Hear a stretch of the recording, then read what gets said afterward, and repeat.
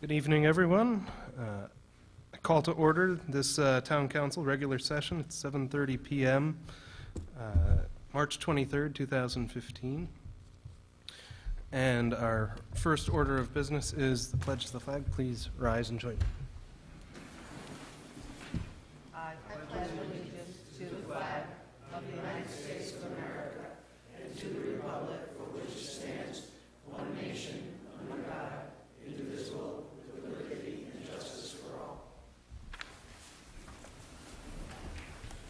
Thank you very much.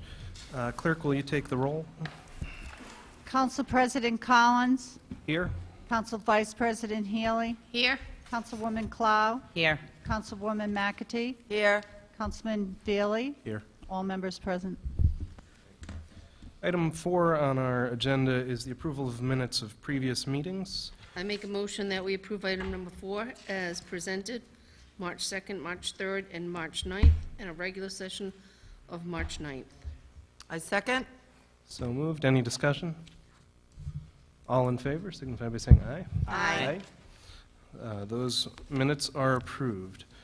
Item 5 on our agenda is the consent agenda. I make a motion that we approve item number 5, the consent agenda items for this evening. Second. So moved. Any discussion? All in favor, signify by saying aye. Aye. That motion carries unanimously. And that brings us to item 6, licenses. Item A is a resolution granting a miscellaneous permit to conduct the Crabman Triathlon on Sunday, July 26, 2015, 6:30 a.m. to Trimon Productions. Do I have to read the whole thing? No. We have received a letter withdrawing this application filed by Kathy Robbins. What do we want to do here? Why don't you have her read the communications? Okay. Do I hear? I think we should, Dale, have you got any communications regarding this matter? We received a letter of withdrawal. Ms. Robbins also filed a new application to have a bike route that goes partially into southeasttown. It comes out of Charleston along Route 1 to Bluestone, over to Bluestone, and back to Charleston. That has not been heard by the Traffic Review Committee yet. It may be on the next April 13th agenda. I'm not sure of that. We also received a number of petition signatures on this, asking for us not to approve the original application, so that's noted. Any further comment on this? I think the petition we received was actually not to approve any future races, not just this petition. So, I mean, we haven't seen the new application, so it would be tough for us to guess on that one. At this time, I'd welcome a motion to accept the letter of withdrawal. On item number 6, in terms of licenses for Trimon, based on the letter withdrawing this application that has been filed by Kathy Robbins, I so move that we accept the letter of withdrawal and we do not continue further on this part of the presentation. If she comes forward again, that would be another approval, but I second that. So moved. Any discussion? Well, I'd just like to say I think it's unfortunate from the standpoint that at our work session on road races in general, I thought, especially with this race that was on the consent agenda every year before, I thought that it was unfortunate that she felt she should withdraw it. I thought we would approve all races for 2015 until we had our guidelines in place. That's just a comment I'd like to make. Well, I think that a lot happened since that work session, and I think having it not be on the consent agenda gave the community of Mattoonic an opportunity to have their voices heard, which was something that I don't think they had before. So, you know, I do agree that most of the guidelines we were setting at that race work session are just guidelines, future. But I think this was a very good opportunity for a lot of people's voices to be heard all around, on both sides of the argument. And hopefully we can come up with a resolve in this. And with that, I'll just make one additional comment. Joe, I do absolutely respect your opinion. My biggest concern to the road race issue is I need to support the people that are in Matunic, that are business owners, and, you know, the 200-plus signatures on the petition, but my concern is anything that goes down in Matunic, I don't want it to be a detriment to, because there are other activities that they do have, and I have a big concern about that. The only thing that I've heard is the detriment to the business for-profit versus non-profit, but I do, to a certain degree, agree absolutely with your point. I just want to say that I think since she withdrew the application, it's a moot point at this juncture. My understanding is if she comes back, she's not going to go through the Village of Matunic.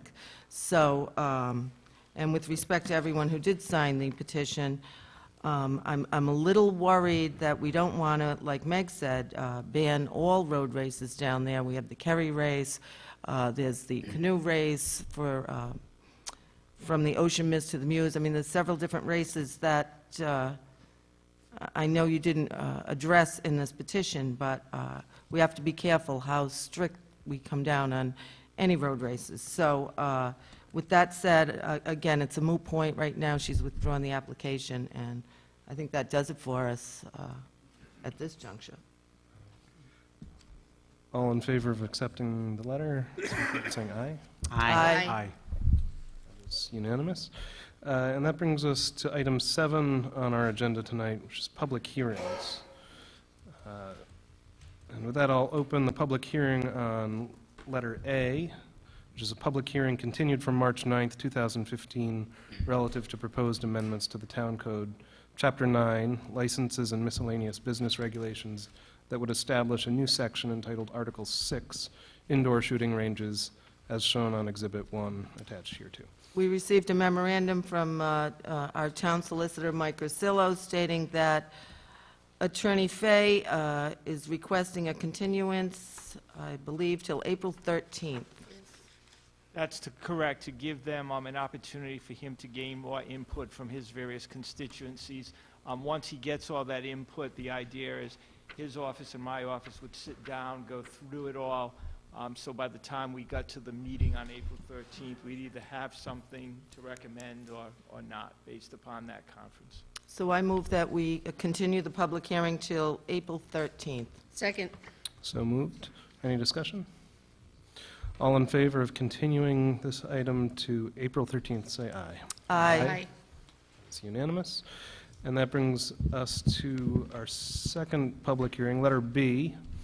And I open the public hearing relative to an application requesting a proposed text amendment to the zoning ordinance of the town of South Kingstown, Article 3, Use Regulations, Section 301, Schedule of Use Regulations, Table, Use Code 24.1, Drug or Alcohol Rehabilitation Facility. The proposed amendments would allow a drug or alcohol rehabilitation facility in R80 residential zones on parcels of land greater than 25 acres in area with access to US Route 1 and subject to a special use permit as shown below. Application by Recovery Centers of America, LP, care of Callahan and Callahan, 3 Brown Street, Wickford, RI. And this public hearing is in relation to enabling statute, which would allow any lot size of 25 acres or greater with access to Route 1. This is not in regard to a particular project. So we'll be taking comments on that. Did you want to add anything to that, Mr. Alford? Oh. Yes, we have one message from the planning board, a recommendation, and 2 emails to enter into the record. Is that correct? Yes, we have communication, an email from Dan and Nicole Legault, dated March 17th, 2015, requesting these amendments on the agenda tonight not be approved. In addition, we have another communication dated March 23rd from Nancy Mueller in opposition to the proposed amendments on this evening's agenda. And the third communication is a communication dated February 4th, 2015, from the South Kingstown Planning Board recommending approval of the amendments on tonight's agenda and incorporating findings of consistency with the comprehensive plan and consistency with the purposes of zoning. That's it. Did you have any further comments at this time, Steve, or should we have?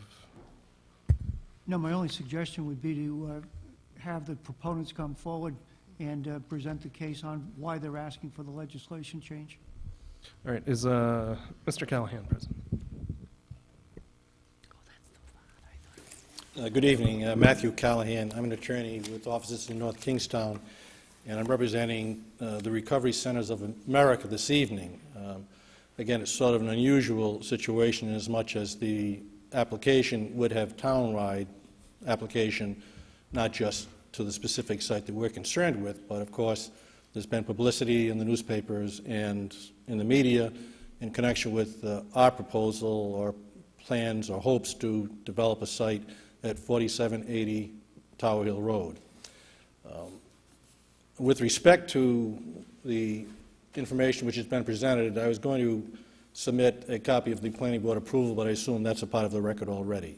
And the Planning Board and the Planning Department did find that this proposed text amendment to the zoning ordinance was in conformity with the comprehensive land use plan and also recommended approval based upon the site of having at least more than 25 acres for this particular type of project. With respect to the site itself, I'll speak to that in a moment, but just in a general sense, I'd like to present something as an exhibit.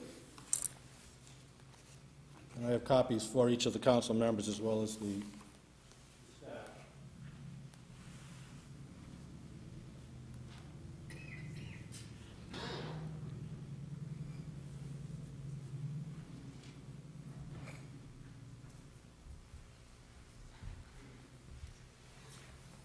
And quite frankly, it does not present the pretty picture for Rhode Island, but it's a realistic picture and something which we have to deal with. There was an article in the Providence Journal on January 5 of this year, and the headline was that Rhode Island's still leading the nation in the use of pot and illicit drugs. There's obviously a problem in that regard. Also, I've made a part of the exhibit I'm presenting other articles which have appeared in the Providence Journal and the Rhode Island Medical Journal, as well as the Boston Globe, indicating that drug overdose deaths in Rhode Island are surging, that unfortunately, for our image nationally as well as regionally, Rhode Island has the 13th highest overdose mortality rate in the nation, and Rhode Island has the highest overdose mortality rate in New England. So we certainly have a problem which has to be addressed in this state and, unfortunately, even in our own communities. We feel that the proposal we're presenting this evening would help to address that, quite frankly, epidemic problem that we're having. And again, I would like to indicate that with respect to drug or alcohol addiction treatment, what we're proposing to do is to have people who are either self-payers or insurance payers at this facility. And we all want to encourage people who are affected by this disease, by these problems, to come forward and get the type of treatment which will hopefully address their issues and make them productive members of society again. People who have those issues in South Kingstown, there are, I think, 7 zones already where these types of facilities are permitted. But all of those zones are in intensely developed areas, R10 zones, R20 zones, RM zones, multifamily residential, as well as commercial zones. People who are afflicted by these types of issues are embarrassed by it, and they're not really encouraged to go to a storefront, park the car in front of a storefront in Wakefield or Peacedale or in a neighborhood and go in for some type of treatment for alcohol or drug addiction. That's why the trend has been in recent years and decades to have these types of facilities more in a campus type of setting. If you recall, Edge Hill in Newport, even AdCare in North Kingstown is on a 22-acre site. So I think that whether our site is ever approved, the zoning ordinance should be changed in any event to permit these types of facilities to be located and sited on R80 zones in certain areas, because that's the type of thing which makes these facilities work. It doesn't work on Main Street in Wakefield, where people have to stop in and everybody see them go into these locations. Some sort of a private setting is much more conducive to treatment, as well as the campus atmosphere with the amenities of a campus atmosphere tends to make the treatment much more satisfying and productive than it would be on a main street. So irrespective of our site, I think this text amendment should be passed in any event. But if it is passed, it doesn't approve our site or any other site in town. At that point, the applicant would have to go before the zoning board for a special use permit and prove to the board that the location is appropriate for all the reasons that we'd all be concerned about. So this text amendment, if approved, would just make that available by special use permit, not by going to the building official's office and getting a permit to do the facility. Now, having said that, with respect to the neighbors at the site we're looking at, and again, I'm here for the text amendment on a townwide basis, but specifically the site we're looking at is 35 acres. The neighbors are the Registry of Motor Vehicles, the Government Center and Courthouse right next to that, and Prout High School. The courthouse has been operating for 2 decades now, with people, whether it's civilians going in for civil trials or criminals going for criminal trials, next to the government, next to the registry, and next to Prout, without incident as far as I'm concerned, as far as I know. We don't think that our facility adjacent to Prout would be any more of a concern than the existing neighbors right now. But in that respect, we're sensitive to those concerns. And for months now, we have been meeting with the Prout administration, with parents groups at Prout, to try to learn their concerns and address those concerns as we can. And I think we've done that to a large degree, and we're going to continue to do that.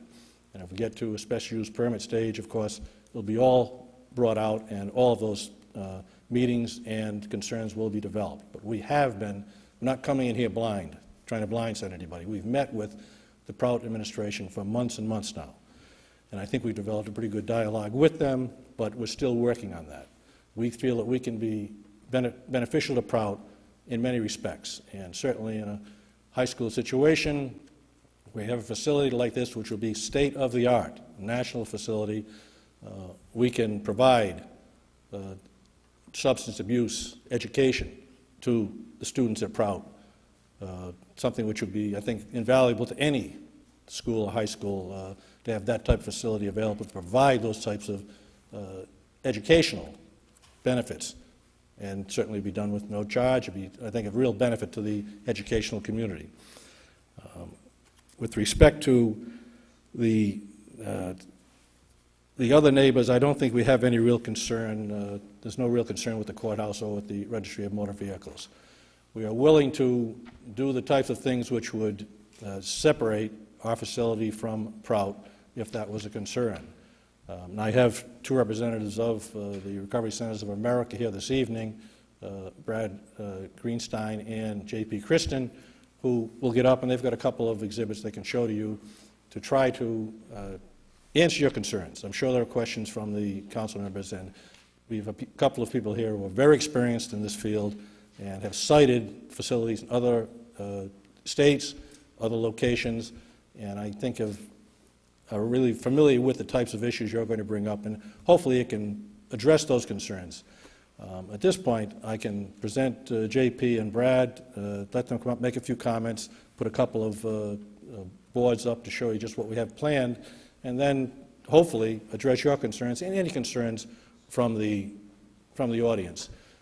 But I would like to say that I think this zoning ordinance, and not just yours, but in other communities as well, was drafted many years ago when we had methadone centers right on Main Street and people weren't concerned. But nowadays, whether you approve our site through the zoning board or not in the future, I think this ordinance should be approved because the types of settings where these facilities are located are no longer on Main Street USA or Wakefield or Peacedale. They're in sort of campus settings, and that would be the appropriate way to address this problem, which, as I stated earlier, is almost epidemic in Rhode Island. Thank you, Mr. Callahan.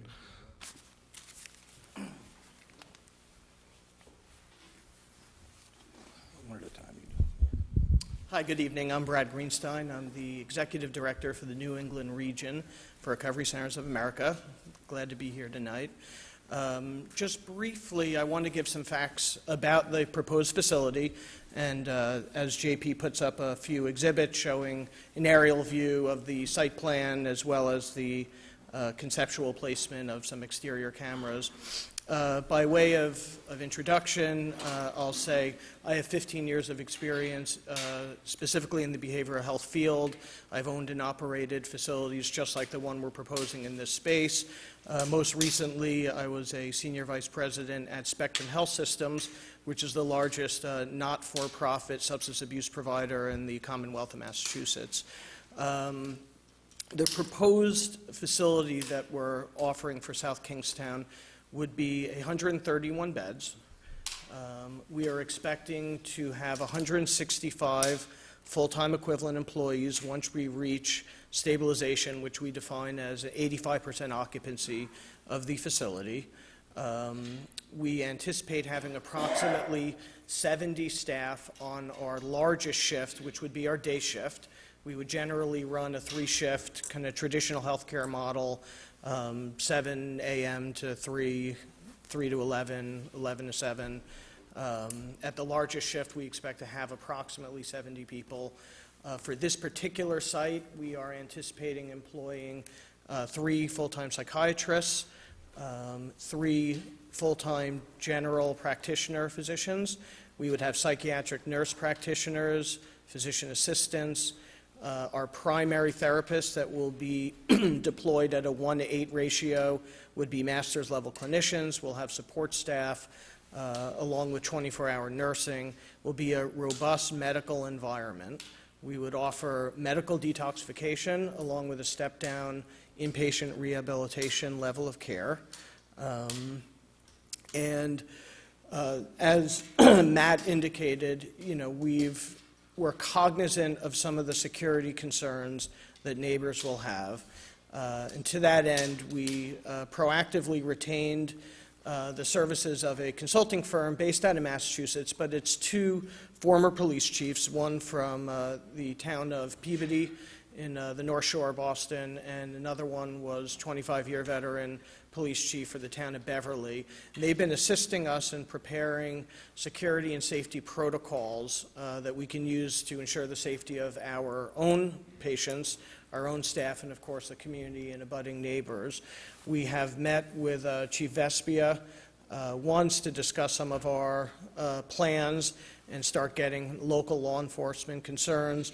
As Matt indicated, we've had at this point 6 total meetings with the Prout School. We've met with their student council, we've met with their parent advisory board, we've met with their staff and faculty, and we've had 3 additional listening sessions with the general parent population, including prospective parents, with the goal of hearing out any concerns they have and making adjustments, quite frankly, to our plans to be receptive to those concerns.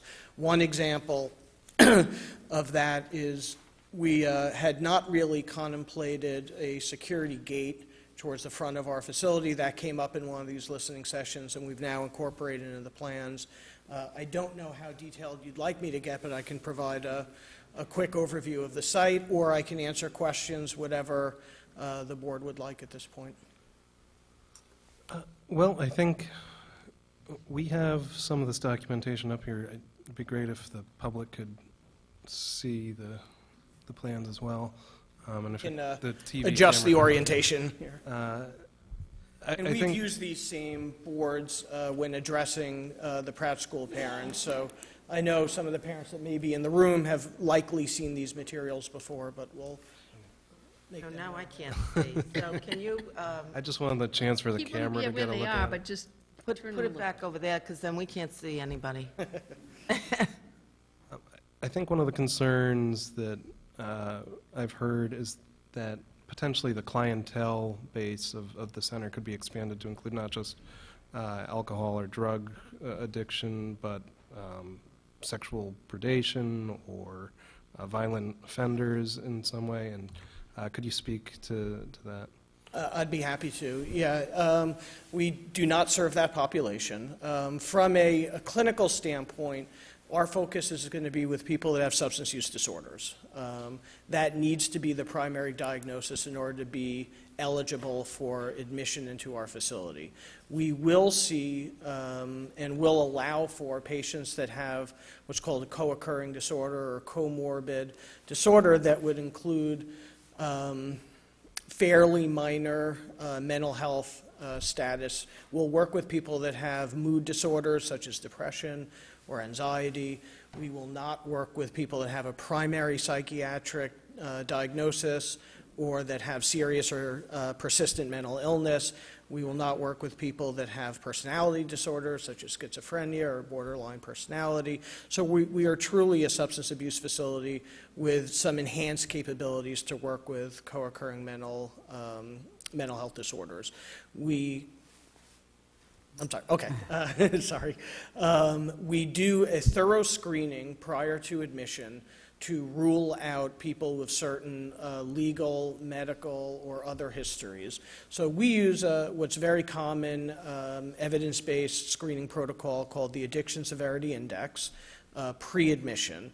And the ASI, as it's abbreviated, explores about 7 or 8 different what we'll call domains, including legal history, medical history, employment history. So we do rely on self-report, but we will ask people for an extensive legal history. Anyone that has a history of violent criminal acts will be excluded from admission to our facility.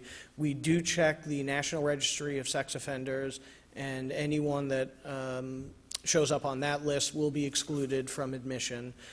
We do not do work with other process disorders such as sex addiction or even gambling, problem gambling or things like that. It's not our area of expertise, and it's not something that we want to kind of venture out into. So I hope that answers the question. Our facility is 100% voluntary. We will work solely with people that have commercial insurance or have the ability to pay out of pocket. We will not engage with Rhode Island Medicaid or Medicare or other public assistance funding, and we will not work with people who are court-ordered or mandated to treatment in lieu of incarceration or some other criminal justice involvement. Yeah, were you to go before the zoning board, would you be willing to submit to a stipulation that says all of that? Yes. Yeah, I think with exception of some of the funding restrictions, we would be willing to stipulate, certainly be willing to stipulate violent offender admissions, sexual offender admissions, court-ordered, court-mandated admissions. So we're fully prepared to have those discussions in front of the zoning board.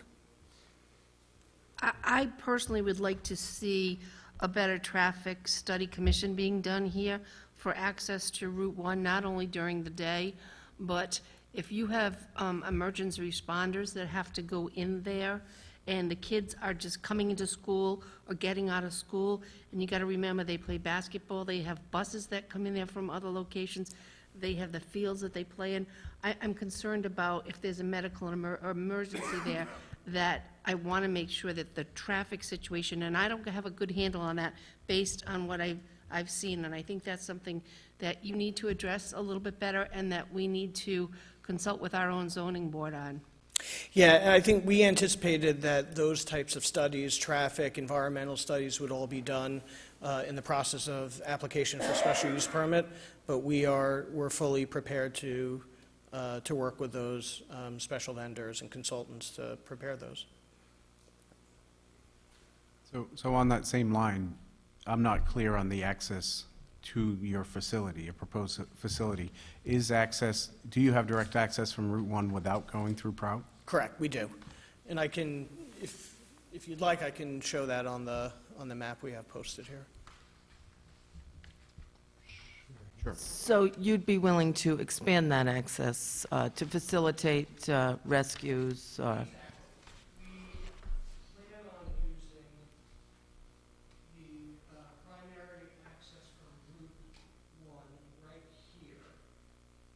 This road here, right now is, it's not in the best shape, but we Right. would improve this road, we would widen it, make it bidirectional, and that would be our primary access into our facility. We would maintain a security gate right here, which was the suggestion I mentioned earlier that came up in our listening sessions. Right now, the Pratt School, their primary access is right there, through easement right there. They use this road here for their buses to come out. They would continue to do that. We have agreed in principle with them that we would not use this road for our traffic, nor would we use this service road that currently exists there, which is only reachable through their parking lot. So we would rely solely on this road after it's improved and capable of handling Yep. And it is gated, you said? It will, Yes, it will be gated, right, yes. we would also provide a gate right there, and we would work with emergency services to fire EMT police to make sure that they have either clicker, strobe, or key access. Thank you. So the point you're making, Brad, is that there would be a security gate at that principal access, which you're going to widen and make more accessible, really, for the Prout. There'd be an asset to Prout to widen that and make it a better road than it is right now. But at the same time, we, or the property that we're looking at, has an easement to go through the Prout parking lot out to Route 1, and you would be willing to waive that at this point. The only reason that they would have the gate there is in the event that, as was raised by Councilperson Healy, there was a situation where there was a blockage in the road over there, the fire department or whomever could come through Prout and use that security gate. They'd have access to open the security gate to get back or get to Prout, either way. So we would provide that, a Knox box or something of that nature, which would enable the South Kingstown Fire Department and the Union Fire District to get through there. But Matt, you would retain the easement. Isn't that the road you're going to be using as, I mean, on the map we have here, it says access easement. Maybe it's labeled wrong. But wouldn't you? So where's the access easement that it's showing here? They're going to widen it. Well, that's not how it's listed on this. I'm just, okay, so, okay. Giving that up and just using this Mhm. putting security gates there and there Mhm. couldn't be accessed, and putting some sort of vegetated screening to block off this area somehow as well. Has there been any discussion of a fence, or is that, I noticed in the paperwork we received that wasn't being considered. Instead, you were doing a vegetation. We're receptive to either a fence, unless people find that to be aesthetically unattractive, but some type of really thorny, guarded vegetation to a significant height, I think would probably be more attractive aesthetically and serve the same purpose. But we're receptive to either, quite frankly. Now, following up on the discussion regarding, you wouldn't take any court-ordered patients. Now, what kind of guarantee would anyone have on that? I mean, if you don't have enough patients in your facility and you're running into difficult economic times, are you going to expand the patients that you'll accept, court-ordered patients, government-funded patients? I mean, we would need the stipulation about no sex offenders, definitely no violent criminals, anyone with a violent past. And do you do, I guess I have a few questions here, do you do BCI checks on these people? The Bureau of Criminal Investigation, to the AG's office. Yeah, I do not think that we would generally run a background check on every prospective patient. In terms of what types of guarantees, like I said earlier, we're open to stipulations as part of the special use permit process. Anecdotally, I can say that our business model would not really support the reimbursement levels of public funding. The cost side of this particular program, both on the real estate, the staffing, just wouldn't support the low reimbursement rates from public funding. So I don't see economically how that would be viable, in addition to the fact that we would be willing to look at certain stipulative language. And where would you get your referrals from? New England or nationwide? I mean, We've done pretty extensive market research, and we've looked at a primary 30-mile radius from this area with an extending 60 and 90-mile radiuses. We believe that the demand exists. In fact, one of the studies that we did showed that if we treated everyone who, based on national percentages, if we treated everyone inside that 90 miles that had met diagnostic criteria for addiction, it would take us 70 years to do so. So we feel confident that the demand exists. We plan to have a robust regional marketing strategy that involves working with local hospitals, other clinicians, doing direct-to-consumer advertising through new media, websites, traditional media, television and radio. So we do have an aggressive plan for marketing, as well as public information about the availability of treatment access. so what you're proposing is more of a high-end drug and alcohol rehab, like I think you mentioned Edge Hill, that was in Newport. Did somebody mention that? I do. Yeah. And, I mean, like a Betty Ford Center, I guess. I think that's a very good analogy. Mm-hmm. Well, that's interesting. Other questions for Brad? Thank you very much. Thank you. One, I probably should put it on the record earlier, but Brad, you indicated that there's going to be a significant investment in this site, both from a purchase of the real estate to the investment in the facilities. And we had used the term $18 million, I believe, in the materials we submitted to the town. Yep. And you're not looking for this to be a organization which is not going to be in the tax rolls. It's going to be a Correct. business returned to the tax rolls. It's not in the tax rolls right now, but it would be. Yes. So be operated as a for-profit. We expect to do, between the acquisition of the property and renovation, approximately $18 million. As I mentioned earlier, 165 full-time equivalents. So it should have quite a significant positive impact revenue-wise for the town. Thank you very much for your question. I just wanted to ask one more question. I don't know if I should ask you, Matt, or Brad. With all these meetings that you had at the Prout School, are they approving of this project? Where do they stand? Well, Principal Carradini is in the audience, so I expect he can answer questions directly. Okay. Yep, thank you. All right, at this time, we'll, I'll just say, we have J.P. Christian here, who's the Chief Operating Officer of Recovery Centers of America, but unless there are any specific questions, I think that Brad pretty much covered most of the material that J.P. would go over as well.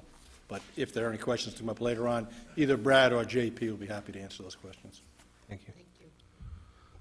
All right, at this point, we'd like to hear commentary from the public on this public hearing. Please step up to the microphone, state your name and where you're from. Thank you. Robert Duffy. I am the parent of a prospective student that has signed up to come to Prout School and is looking forward to it. Thank you for giving us the opportunity to address these issues. I first learned of these issues, and I know most of the prospective parents, not all of them, the ones I know, learned of these issues very, very recently. This whole thing came to light to me about a week ago. The first communication we got from Prout on this was 1 week ago today. That was last Monday. The first hearing or meeting they had was Tuesday, and that was for, that we knew of, and that was for a certain group of parents. They were actually existing parents or parents of existing Proud students, and they had a meeting on Thursday for prospective, parents of prospective students. My wife attended the one on Tuesday. I wasn't in town. I was unable to do that. Before I start with some of my comments, I do want to note that I have no general objection whatsoever to the idea of a substance abuse center. I think, as Mr. Callahan said, there is a need for these types of facilities. And the question isn't whether or not there should be these types of facilities, it's where they should be. And that's what brings me here to talk to you today.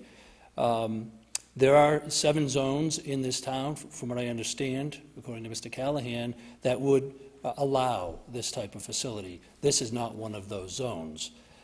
The first reaction I had to this when I read about it, and I actually went online and I saw there was an article in the local paper about this that was a few weeks ago, and I read it. My first reaction was my agreement with that article, where it talked about the somewhat ironical nature of this, where there is a push nationally, and has been for years, for drug-free zones around schools, because that's a very, very sensitive area. And we need to protect those areas and our children in those zones more than perhaps the general public. And then the irony of it being that here we have a high school which with about 400 or 500 students, and the proposal is to put a substance abuse center adjacent to the high school, and using the same access to and from that the school uses. Now, I heard today that they're not going to use the primary access, but they are going to use the same access that's used by the buses to come in and out, and I'm sure that students use that to come in the back way from time to time. I can't imagine that it's not used at all by anyone but the buses. And so it kind of resonated with me. Well, this seems somewhat odd. And that's how I first started, to think about it. What my concerns are, they relate first to the idea of this center here next to the school, and then the second is, as a prospective student, what's the impact going to be on the population of Prout for those parents like myself who have concerns if this is built? What will the impact be on the town if Prout loses enrollment? What if it doesn't have sufficient enrollment to survive? Because a number of parents decide that there are other choices they make. What will the impact be on the town of South Kingstown if a large number of parents who live in Wakefield and the area that have access to the South Kingstown school system decide we're just going to go to our school here and we're not going to use Prout? That was an option, but it's no longer really a good option for us because of this. That's going to increase the burden on the town. I know from talking to several people, this isn't just a naive concern. This is something we are discussing, whether or not we will pull out, because we don't know what's going to happen. This is such an amorphous plan at this point. Security is a big issue for us. I can tell you that right now. And I think it's somewhat disingenuous, perhaps that's too strong a word, to point to the courthouse and say, there are no problems with the people who go to the courthouse. Well, we don't want necessarily at the high school armed security officers who are patrolling the grounds to ensure that there are no problems on the grounds at Prout, like they have at the courthouse and like they have at the registry. This isn't that type of environment, and that type of security should not be needed on a high school campus in South Kingstown. It just shouldn't be needed. The other thing is you have acknowledged substance abusers. Now, we heard today that it's purely voluntary. I haven't had time to research any of these things that were said tonight, so I am telling you, I'm just going on what has been represented. But we're told that we have acknowledged substance abusers who, for one reason or another, have chosen to go into rehabilitation, and that's great. I'm really happy, and I wish everyone who was a substance abuser would rehabilitate. It would make a huge difference in this country. But we know they're acknowledged substance abusers. Now, they're going to be accessing the property through the Prout property, which Prout owns, and they're going to be adjacent to the Prout property. What is to prevent any one of these people from, when they come in to stopping and getting out of their vehicle, being dropped off. I guess they may not even be driving themselves, getting dropped off and wandering, onto the property. What is to stop the people who are there for an extended stay from leaving the property? I don't have any idea. Maybe there is security there, other than the gate, which I know nothing about, or a thorny thicket that they can't get through. But that's something I think needs to be explored. It really does. So, go ahead, Mr. President. Well, I was going to say, perhaps one of the gentlemen could come up and speak more about the security that's going to be Sure. at this I'll site. just make a few more points, I mean, he Okay. could address everything I say, and that might be easier, if it's okay with you, Mr. President? Go ahead. Okay, so we really don't have any answers to these questions, and what's represented today, I don't know whether it's accurate or it's not accurate. I assume it to be accurate because it's being represented. I just haven't had any time to do any independent review of that. With regard to the representations Mr. Callahan made about people are too embarrassed now, and they weren't when they were going to the meth clinics, but they are today, and therefore we need this private place where they can go. That may or may not be true, but no statistics have been presented that I'm aware of. He may have handed something up today, whatever he handed up today, but we haven't seen any. But I'm not sure that's the question before the town council. This zoning change relates specifically to this project in this location. It's not a request for a general zoning change generally, but it will have that impact. But I would suggest if it's going to be a general zoning change, that those questions be explored. Why would we need another zone for this? And then you could go at it. That, as far as I can see, isn't really the question. The last thing is, and I just throw this out for you, this isn't a town council issue necessarily, but as a parent of a prospective student, we have not had clear visibility to this. We have not been informed of this. This is all brand new coming to us now, after our students chose the school and are going to come here to go to school. And that's a big issue for us. And it may or may not be the fault of the proponent of the zone change, but it is a big issue for all of us. So, thank you very much. Thank you. I just want to clarify for the record and for everyone sitting here, this public hearing is on a general zone change. I understand that, but the argument made for the general zone change was statistics relating to people being embarrassed to go to clinics if they were in certain zones and not others, and I'm not sure that's ever been presented as a supportive argument, except by argument. Thank you. Thank you. Brad, could you talk a little bit more about the security? Yeah, I'd be happy to. So as I spoke earlier, we've been working with two former police chiefs to develop some security protocols, and I can talk a little bit about those. We do believe in kind of proactive security. So we will have fully trained staff that are capable of doing any type of, crisis intervention or counseling related to, any of our patients. We do regular rounds. We plan on doing both hourly and on the half-hour rounds. The first set of rounds will be to identify where every patient is and what they're doing. These are typically things that will be charted in a medical record and a kind of standard course of business. On the half-hour, we intend to do both exterior perimeter and interior rounds of common areas, just to make sure that everything looks appropriate and normal.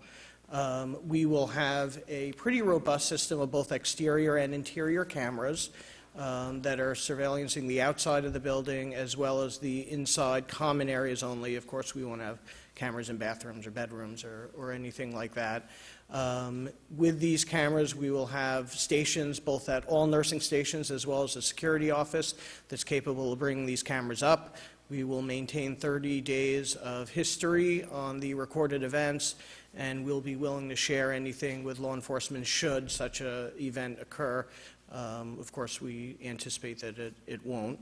We will employ a full-time, what I'll call director of security, that we intend to be the primary liaison both with the South Kingstown Police Department as well as with the Prout School. We've talked with Principal Carradini and with the Prout School about holding, in the beginning, bi-weekly meetings and then as an ongoing monthly meeting, just to talk about any concerns, to coordinate schedules. We're very cognizant of the schedule of the school, both in the morning when students and teachers arrive, as well as in the afternoon when everyone leaves. We've committed to creating schedules, both for our staff and for our vendors, that do not conflict with these heavy traffic times. We will have very particular protocols surrounding our areas of ingress and egress. We will have primary access through kind of the front admissions door. Everything else will be locked from the outside and only accessible from the inside as emergency exits. We will use delayed crash bars so that alarms are sounded before someone can actually leave the building. In terms of, kind of wandering around, I don't know if the council can see, but the property actually includes a very nice interior courtyard that we do believe in kind of recreational therapy. We want people to get outside, we want them to experience that part of the recovery. So we will rely a lot on this interior courtyard that, of course, has 4 walls. There's nowhere to go. To the extent that our patients are outside of this secure courtyard, we would do under supervision at all times. In terms of clients wanting the patient to leave, because it's a voluntary facility, we can't keep someone against their will, of course. We do keep people's personal, valuables when they come in. While they're a patient of ours, there's no need for them to have, a wallet or a cell phone or a laptop. We keep those in secure storage. If someone wants to leave against medical advice or, prior to their completion date, we just ask them to fill out certain discharge paperwork. We'll return their items at that point, and we'll either provide transportation for them. We will keep cars available, and we'll have drivers on staff, or a family member or loved one could come pick them up. But in any event, both coming into the facility is all on appointment only. We obviously can't stop someone from just showing up, but we work very hard to create kind of business hour appointments. And then for discharges, it needs to be supervised. We're not going to let someone, walk to Route 1 from our front door. So we continue to evolve these security protocols. We look forward to working more closely with Chief Vespia, with the school, with any of the community stakeholders that wants to see copies of our protocols and provide input. And we think that we've done, quite a good job, frankly, in creating very, rigid policies that will protect, again, our own patients, our own staff, and the Prout School and the other neighbors. Just for the sake of the record, could you say into the microphone what you said about the courtyard and people being escorted when they're not within the courtyard? Sure, I'm happy to. So the plans that you guys have in your packet and that we're presenting here shows a secure interior courtyard that most of the outdoor recreational activities will be held. To the extent that patients are outside but not within that secure courtyard, they would be supervised 100% of the time. Brad, what's the length of stay for the average patient? We're anticipating somewhere between, I'd say, 21 to 30 days, with an average length of stay of approximately 22 to 25. So, we'd like to keep people for 30 days. This is obviously contingent on people's individual circumstances, schedules, insurance authorizations, which of course plays a very large role in ultimately a person's length of stay. And do they have to be detoxed before they get there, or? We will provide medical detoxification there. So we anticipate detox is typically about 3 to 5 days, and then an additional rehab stay of around 21 days. So that's how we get to our kind of 24, give or take 25 days. Again, we'll do everything that we can to try to extend people's lengths of stay under insurance, but there are barriers. I would just ask that you move that sign because he can't video. Oh. But I mean, that's, we have to be on the, you know what I mean? Maybe if you put it over here somewhere, I don't know. You're Oops. We have to be on the record here. Were there any other questions for Brad right now? Yeah, that one's fine, I think. Is it, Joe? Any other questions for Brad, or should we go back to the public commentary? I'd like to hear from the Prout School, see what their concerns are and how it's been worked out. Thank you very much. Thank you. Good evening, I'm David Carradini. I'm the principal of the Prout School, and I speak tonight on behalf of both the Prout School and the Diocese of Providence. It is true that we've had 6 listening sessions in the last several weeks.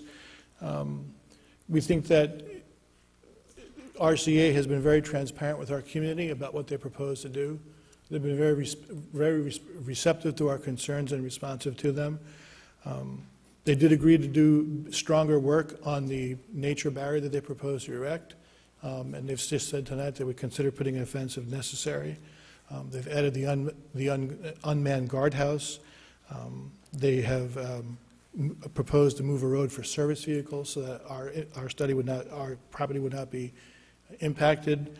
They've mentioned the hotline. They've mentioned biweekly meetings. They did not mention here, but have mentioned in our listening sessions that they would, in fact, establish a community advisory board on which Pratt would have a seat. So I think so far RCA is showing a high degree of transparency and a high degree of willingness to work with Prout, and I consider that somewhat valuable, especially since we could get a neighbor who wouldn't care so much about Prout.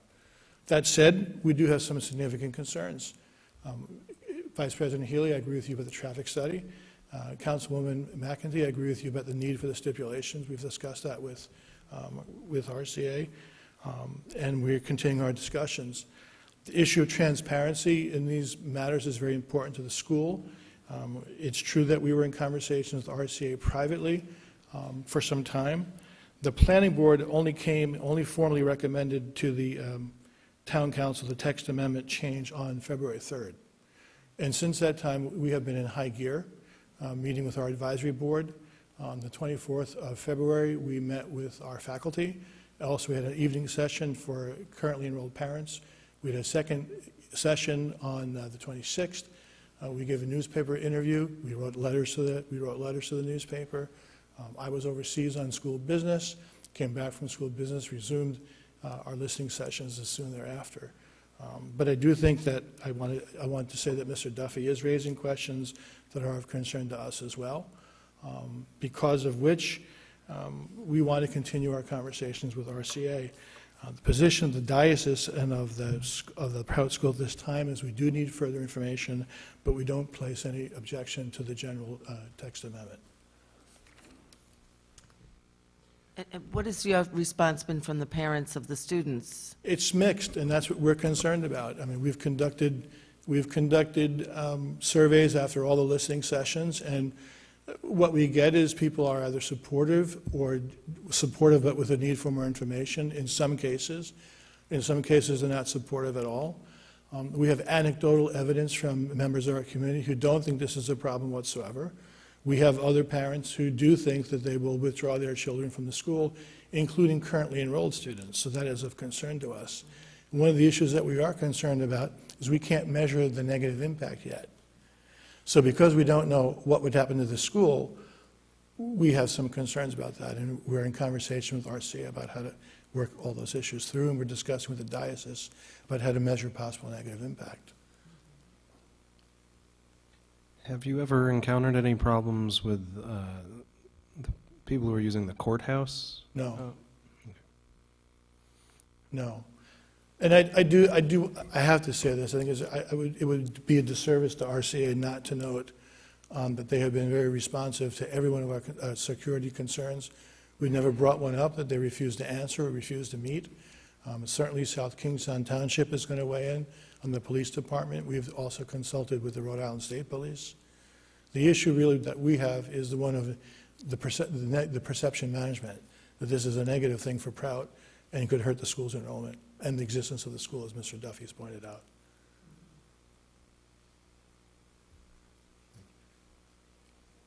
Any other questions? Thank you very much.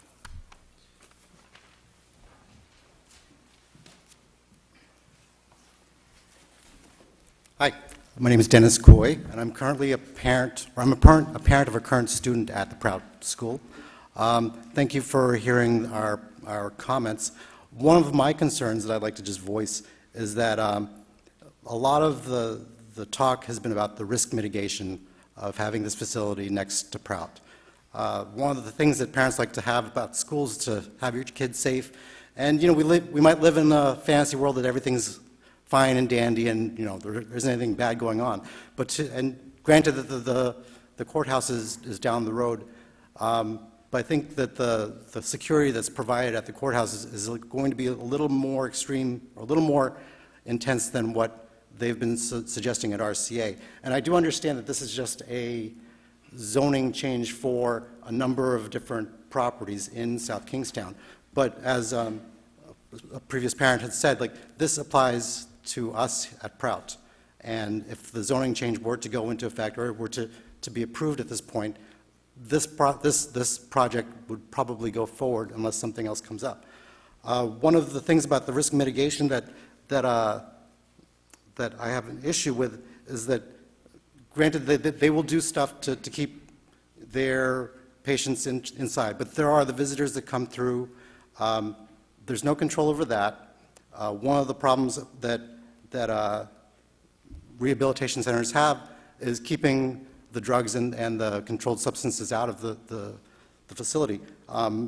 As a reference, I haven't had a chance to like do a lot of research either, but just now waiting for the thing to come up, I did a little search, and on a USA Today article dated September 2013, the title was called "Rehab Centers Struggle to Keep Drugs Out," and one of the main areas that they talk about is the Betty Ford Clinic, which is I'm sure a very ritzy, expensive place, but yet they have trouble keeping the drugs out of their system.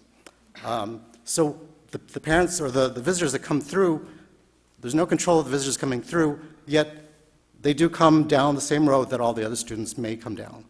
That's a concern. One of the things that I'm not aware of, but if from the public online zoning maps, it appears that the property behind Prout is landlocked, and that the property in front, I may be wrong, there might be changes. I haven't had the opportunity to review the deed or records to see what's an easement, what's actually Prout property. So at this point, I mean, if that road that goes back to that property is just an easement, well, then it's certainly not, it's certainly something that Prout would have to grant, I think, some kind of waiver in order to modify it for their uses. I guess the biggest concern I have is the risk mitigation that is being portrayed to us. It's kind of like, oh, we're going to come back here, and you just have to worry about a little bit of risk that we're going to take care of. Again, why do I want to worry about more risk on top of, what already exists in the world? One of the things I thought was interesting in digging through the records, or in digging through the codes for the town, is that apparently, if this zoning change gets approved, we will be allowed to put a rehab center behind the school, but yet the code says that we can't have an arcade within 800 feet of the school. So the disparity is kind of interesting that, arcade's bad, rehab center's okay. So that's all I think I've got to say, and thank you. Thank you.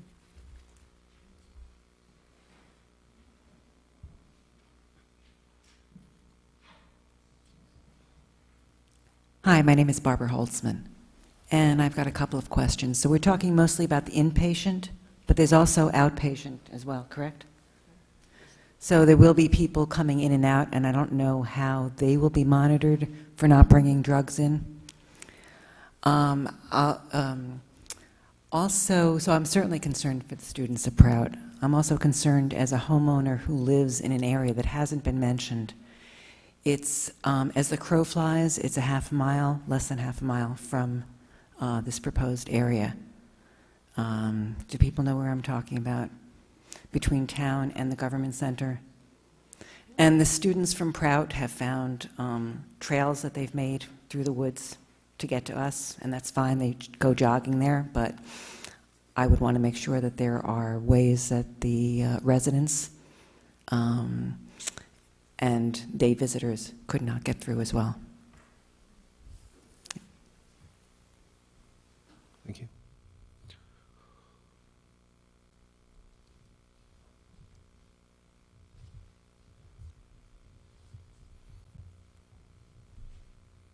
Evening. My name is Scott Miller, South Kingstown. I want to identify, since when I come across you folks normally, I'm here representing the school committee. My comments this evening are unrelated to my position on the school committee. I guess I don't claim any particular expertise about this proposal. I have not attended the meetings at Proud, and in fact, I appreciate the town council structuring this meeting to hear community comments. I really don't view this as a Proud-only question. I see this as really a question about the community of South Kingstown. So I think the conversations with the families of Proud are a good starting point, but it shouldn't be the end point for concerns, support for the proposal to the extent that there is, and questions about the proposal. Honestly, I probably would not have risen to speak except for the coverage in the newspaper, and again this evening, the comment that everybody's going to be a voluntary patient. Voluntary is one of those words that you have to look pretty carefully at. There's voluntary, and then there's best of all possible options voluntary.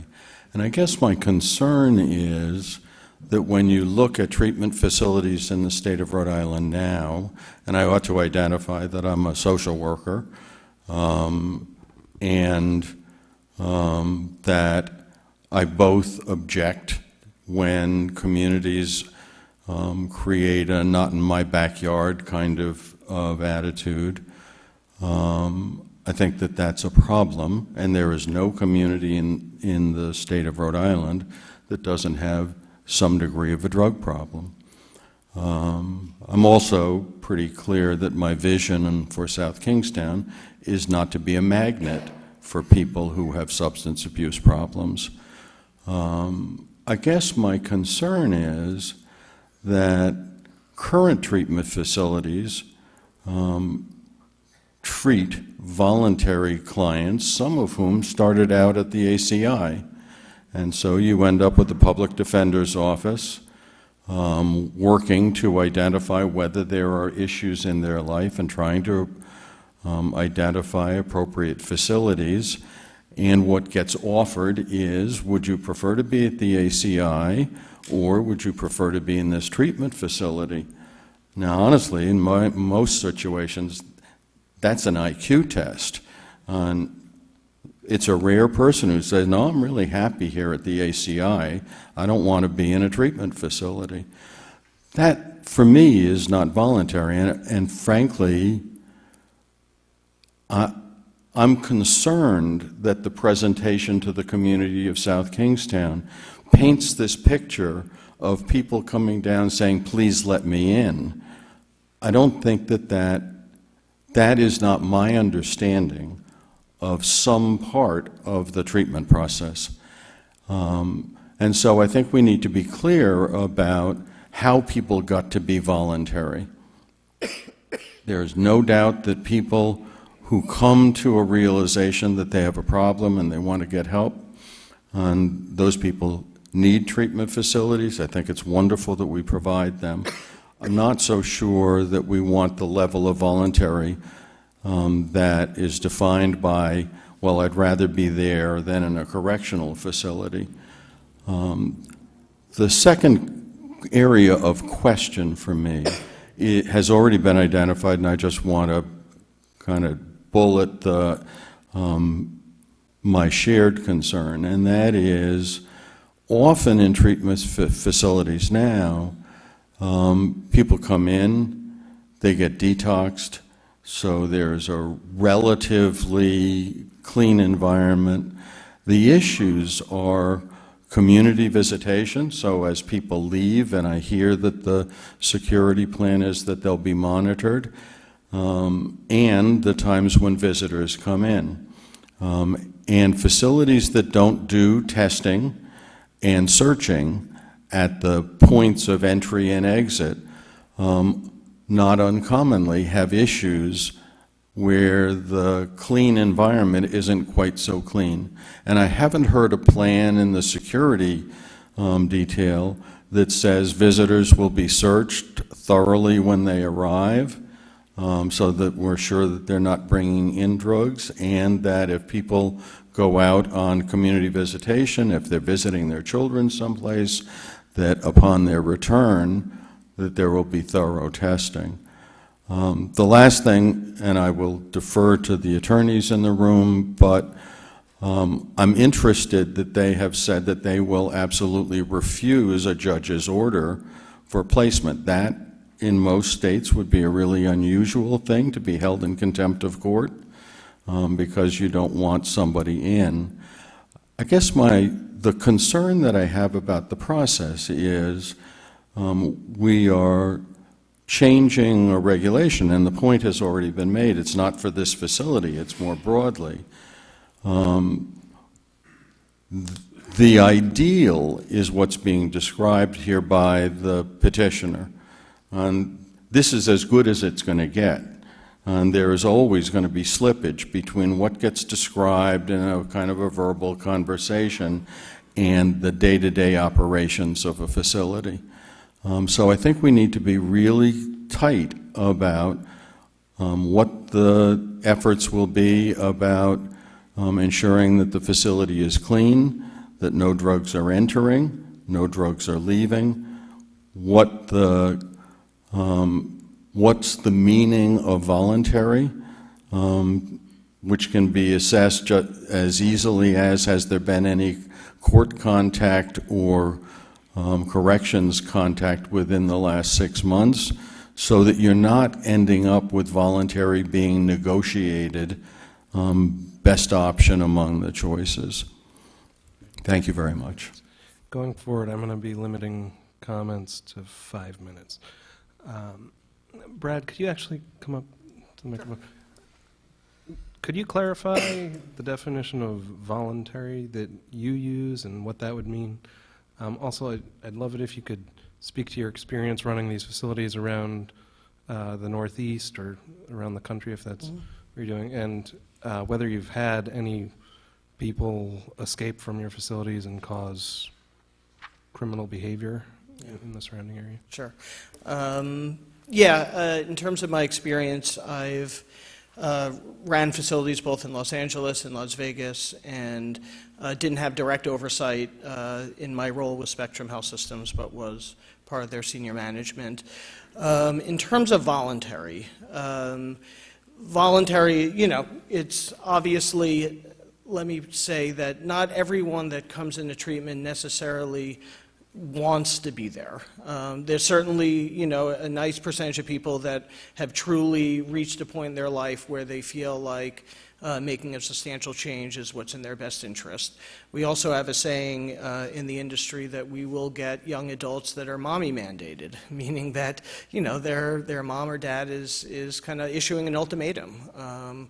And we work, we anticipate we'll work very well with those types of clients, because that's what trained clinicians do, is help people find, their own motivations for change. Same thing with spouses, husbands and wives will ask their spouse to address a problem or else. And, we obviously work with those people.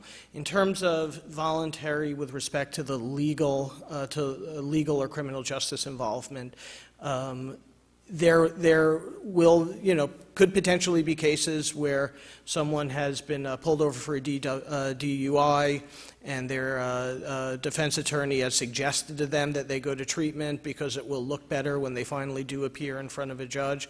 I don't look at that as being mandated to treatment. That would fall under a voluntary category for me. Non-voluntary would be if a judge issues an order and says, you will either do this or else this will happen. To me, that is more coerced and would not be defined as voluntary. And I expect that we can kind of dig a little bit deeper into these definitions, and I think we'd be happy to do so at the appropriate time. But the spirit of which, we're trying to operate is to have people that are, that are truly there out of either their own or a loved one's motivation for them to change their life around. In terms of security things, I'm glad the gentleman brought up some of the visitor policy, because we haven't articulated every policy that we would have, but we absolutely will have policies and procedures related to visitors. Those would typically start with which types of visitors we would allow on the property. In facilities that I've run, the way that we've handled this, and I imagine it would be true for an RCA-run facility, would be that approved visitor lists are maintained by primary therapists. So primary therapists would need to speak with visitors, validate that they are in fact a friend or a loved one or something like that.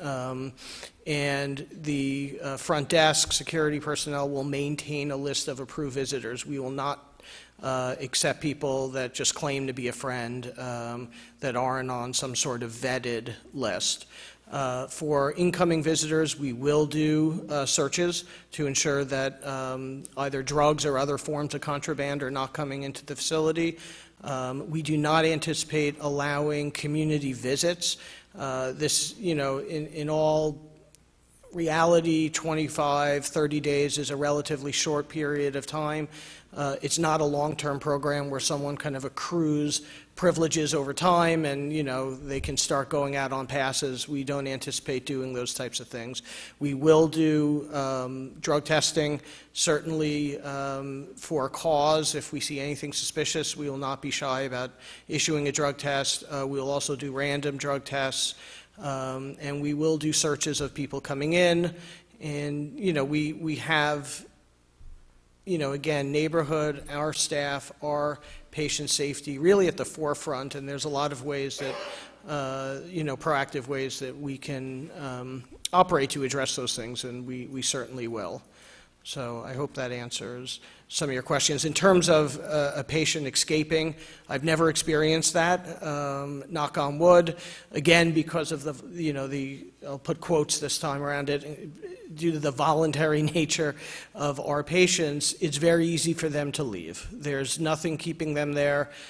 We try to create incentives for them to go through the regular discharge process, i.e. keeping their valuables and arranging for transportation. And I've never, in my 15 years of operating, had someone, sneak through the back door and all of a sudden, just be gone. I've had people that have, not wanted our ride and kind of gave a little bit of a fuss, but never anyone that, broke out under the cover of night. It's just not that population of people that we would treat. Does that help? Yes, thank you. Great, thank you.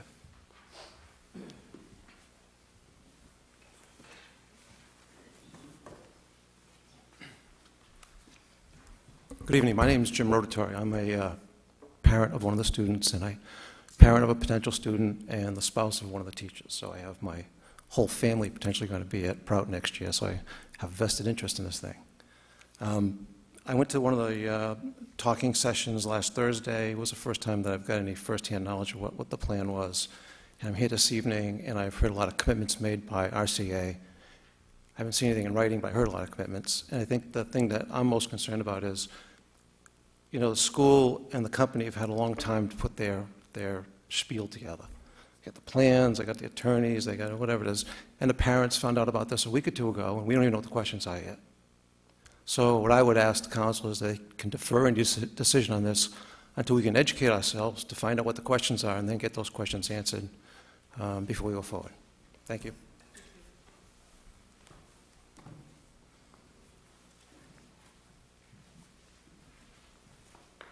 Good evening, Council. I stand behind you with three hats: a parent of a former student, a parent of a future student, Excuse me, sir. Could you state your name and... where Joe you're- Hart, South Kingstown, Rhode Island. A parent of a past student, a parent of a future student. I'm also a police officer in North Kingstown, have been for 27 years. And I also serve on the Technical Review Committee for the town, for the Planning Board. I, like the gentleman before me, didn't know anything until about 2 weeks ago.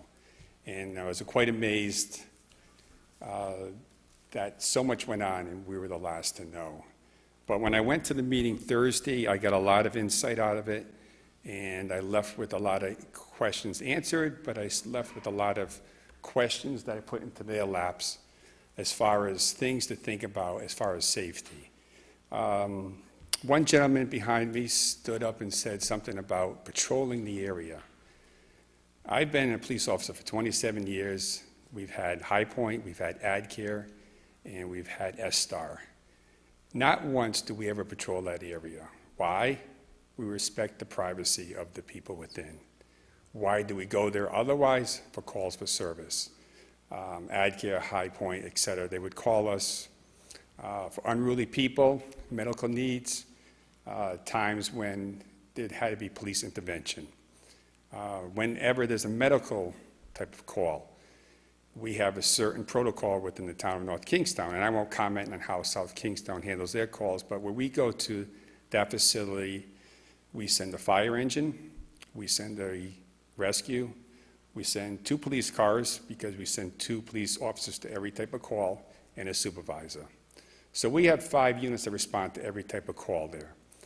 My main concern that I mentioned to to Brad and JP were the entrance, the ingress and egress, and where these vehicles would be coming in and out of. I wish there was another road that could serve this facility. I thought about this over the weekend. I don't know if this was ever proposed, but the main entrance that has the 4-way intersection with the lights at the entrance to the government center, there's a road that goes just to the back of the courthouse and stops. I'm not sure if that is a public road, state road, or how that is owned, or whether there could be an easement to bring that into the back of the facility. I'm not sure about if that's wetlands behind there or what may be there, but I wish that could be an option to be explored.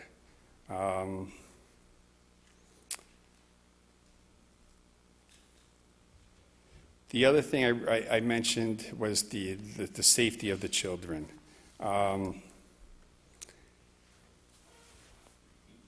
Top of my head, we have had 1 call related to a crime anywhere in the vicinity of AdCare, High Point, and SSTAR.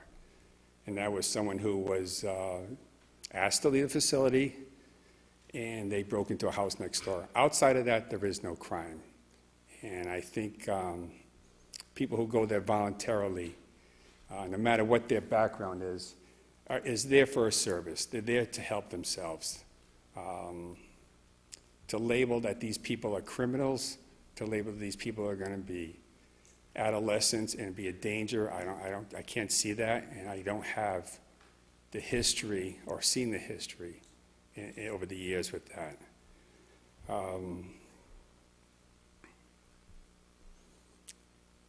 You know, as a parent, it's just, I just hope that they would sit down, have more ad hoc sessions with the parents, keep us apprised of what's going on, be fundamentally part of the process.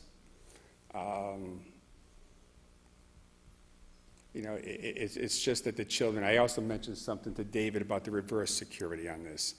You know, we're talking about the people coming in and out of here, but we want to make sure that the children aren't peering in there or being inquisitive, like, ooh, it's a taboo area, should we venture into there?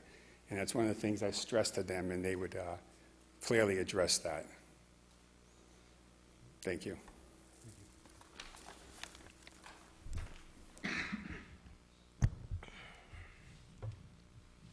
I'll keep it short because a lot of people have said many good points. My name is MJ Miniotti. I'm a parent of a freshman, and I also own a home for people living in sobriety. So I have, you know, certainly There is a need for this type of thing, but not in the backyard of a high school. These are kids that are very influential, they're at a growing stage, it's way too close.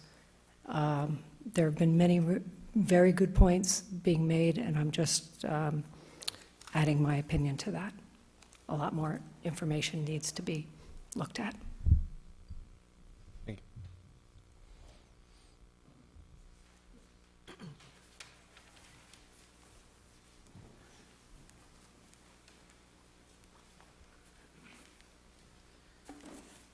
Leslie Schwannard, Peacedale. Having been an educator for 30 years in an inner-city school, I don't feel this is the place for this particular facility. However, I know that we need these facilities, and the thing that bothers me, too, is that we're getting these for-profit people coming into our area, whether it be the Alzheimer's or whatever. And if we really want to help people, then if we go forth with this proposal, my question to RCA would be, would you be willing to put some rooms aside for people who really need it, who can't afford it? That would be one of my questions if this passes. My other question would be that I hope that Prout doesn't get seduced by some of the things that may be promised here. I think RCA said that they might possibly give some land, or they may possibly help the facility in some way. I want to make sure that this wouldn't be one of the reasons, although I've heard some parents, who are against this, one of the reasons you would go forth with this. And my last question would be, I guess RCA, I don't know if you can answer this, seems that you had a problem in Portsmouth. Can you address that? Leslie, your comments should be directed towards the council. Oh, I'm sorry. Okay, April. Could they address the problem that they had in Portsmouth, and would we be facing that or similar problems if this went forth? Thank you. Thank you. I'm honestly not sure what those problems in Portsmouth were. Could you clarify that, Brad? Yeah, we don't have a facility there, so that you might just be mistaken. You had? No. All the papers said that you did have a facility. No, not us, sorry. All right. Okay, my mistake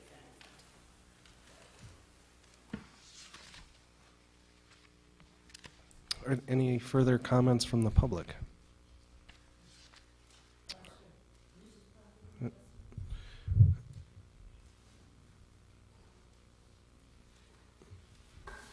Hi, Thomas Lee. I'm actually from Portsmouth, but I have an incoming student coming into Prout, and I have a lot of concerns about this.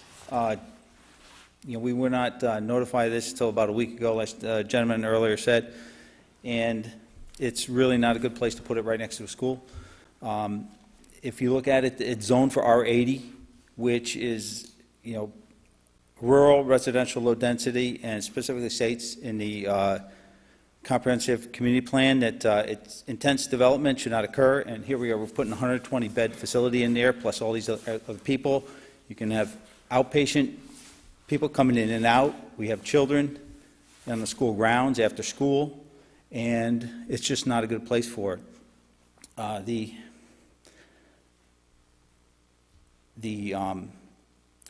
Prout has been here for a long time. I'm seriously considering whether my student or whether my child will go to the facility or go to Prout in the fall, and I'm really concerned about having something like this right next to it.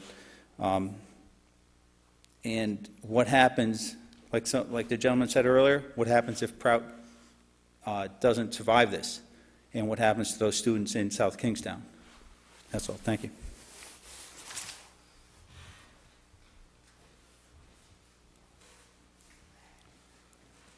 All right, are there any other comments from the public at this time?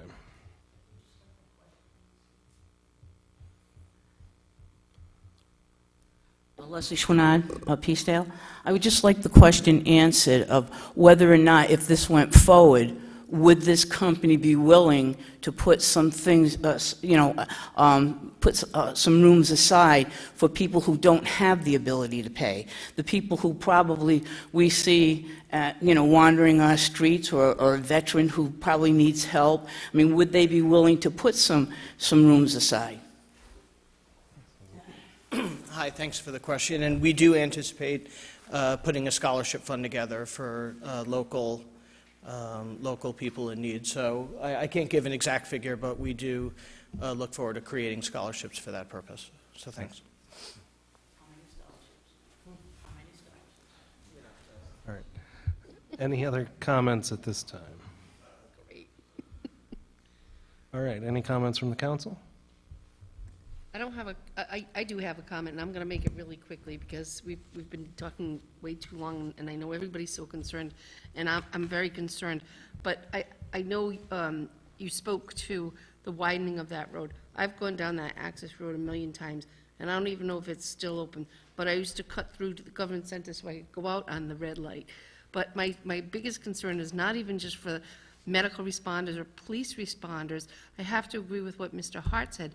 You got to remember, you got buses going in there, you got kids in cars, you're having to have medical supplies transported to the facility, you have to have food supplies transported to the facility.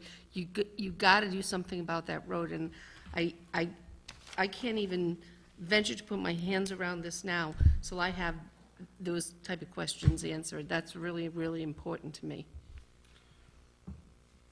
Is there a way to keep this open Yes. for future comments from the public and just continue it? So I think a lot of the parents have said they have a few more questions that might be helpful if there's a little bit more time to be had. A lot of those concerns, I would think, are appropriate at the planning board and the zoning board level when. But if we approve it, it goes back to planning and zoning. And when you have specific questions that some of the people here have tonight, and we as a council, I'm not opposed to keeping this public hearing open and continuing it so that we can have the opportunity to speak to the zoning and planning boards and get some of our own questions answered, because we haven't had a lot of information about this. I mean, I've read my packet, I've read what I have received in the paper. If we designate the zoning change, it's tonight, it's in the hands of our planning and zoning board.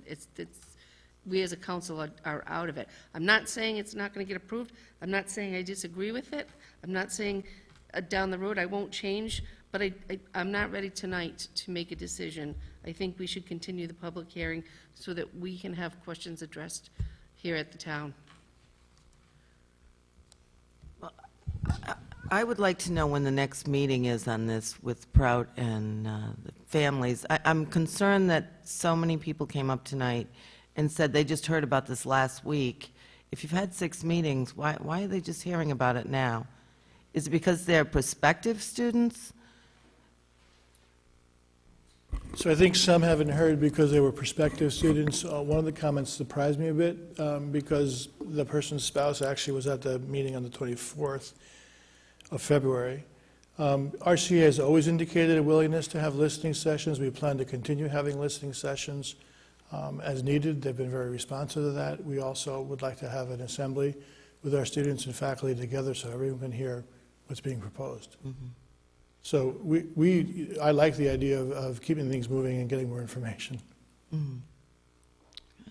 And Steve, I have a question for you. The map that we were supplied with in the package is definitely different than the outline on this, and maybe Matt can answer this, because this is a different red line that you're outlining compared to the map that we received. It looks like you have a, I don't know. Panhandle, like a... Yeah, it's not in what we've got. It's So Oklahoma. I'm just wondering what the difference, why it's different and what that means. See that, I mean, I don't know how to show you. We don't have it on this. If you come up here, you can see what we have. And then you'll see that there's like a, after Prout, I would say on the north side of Prout, you have like a red handle there. Yeah, what is that? That is a part of Right. Oh, I see.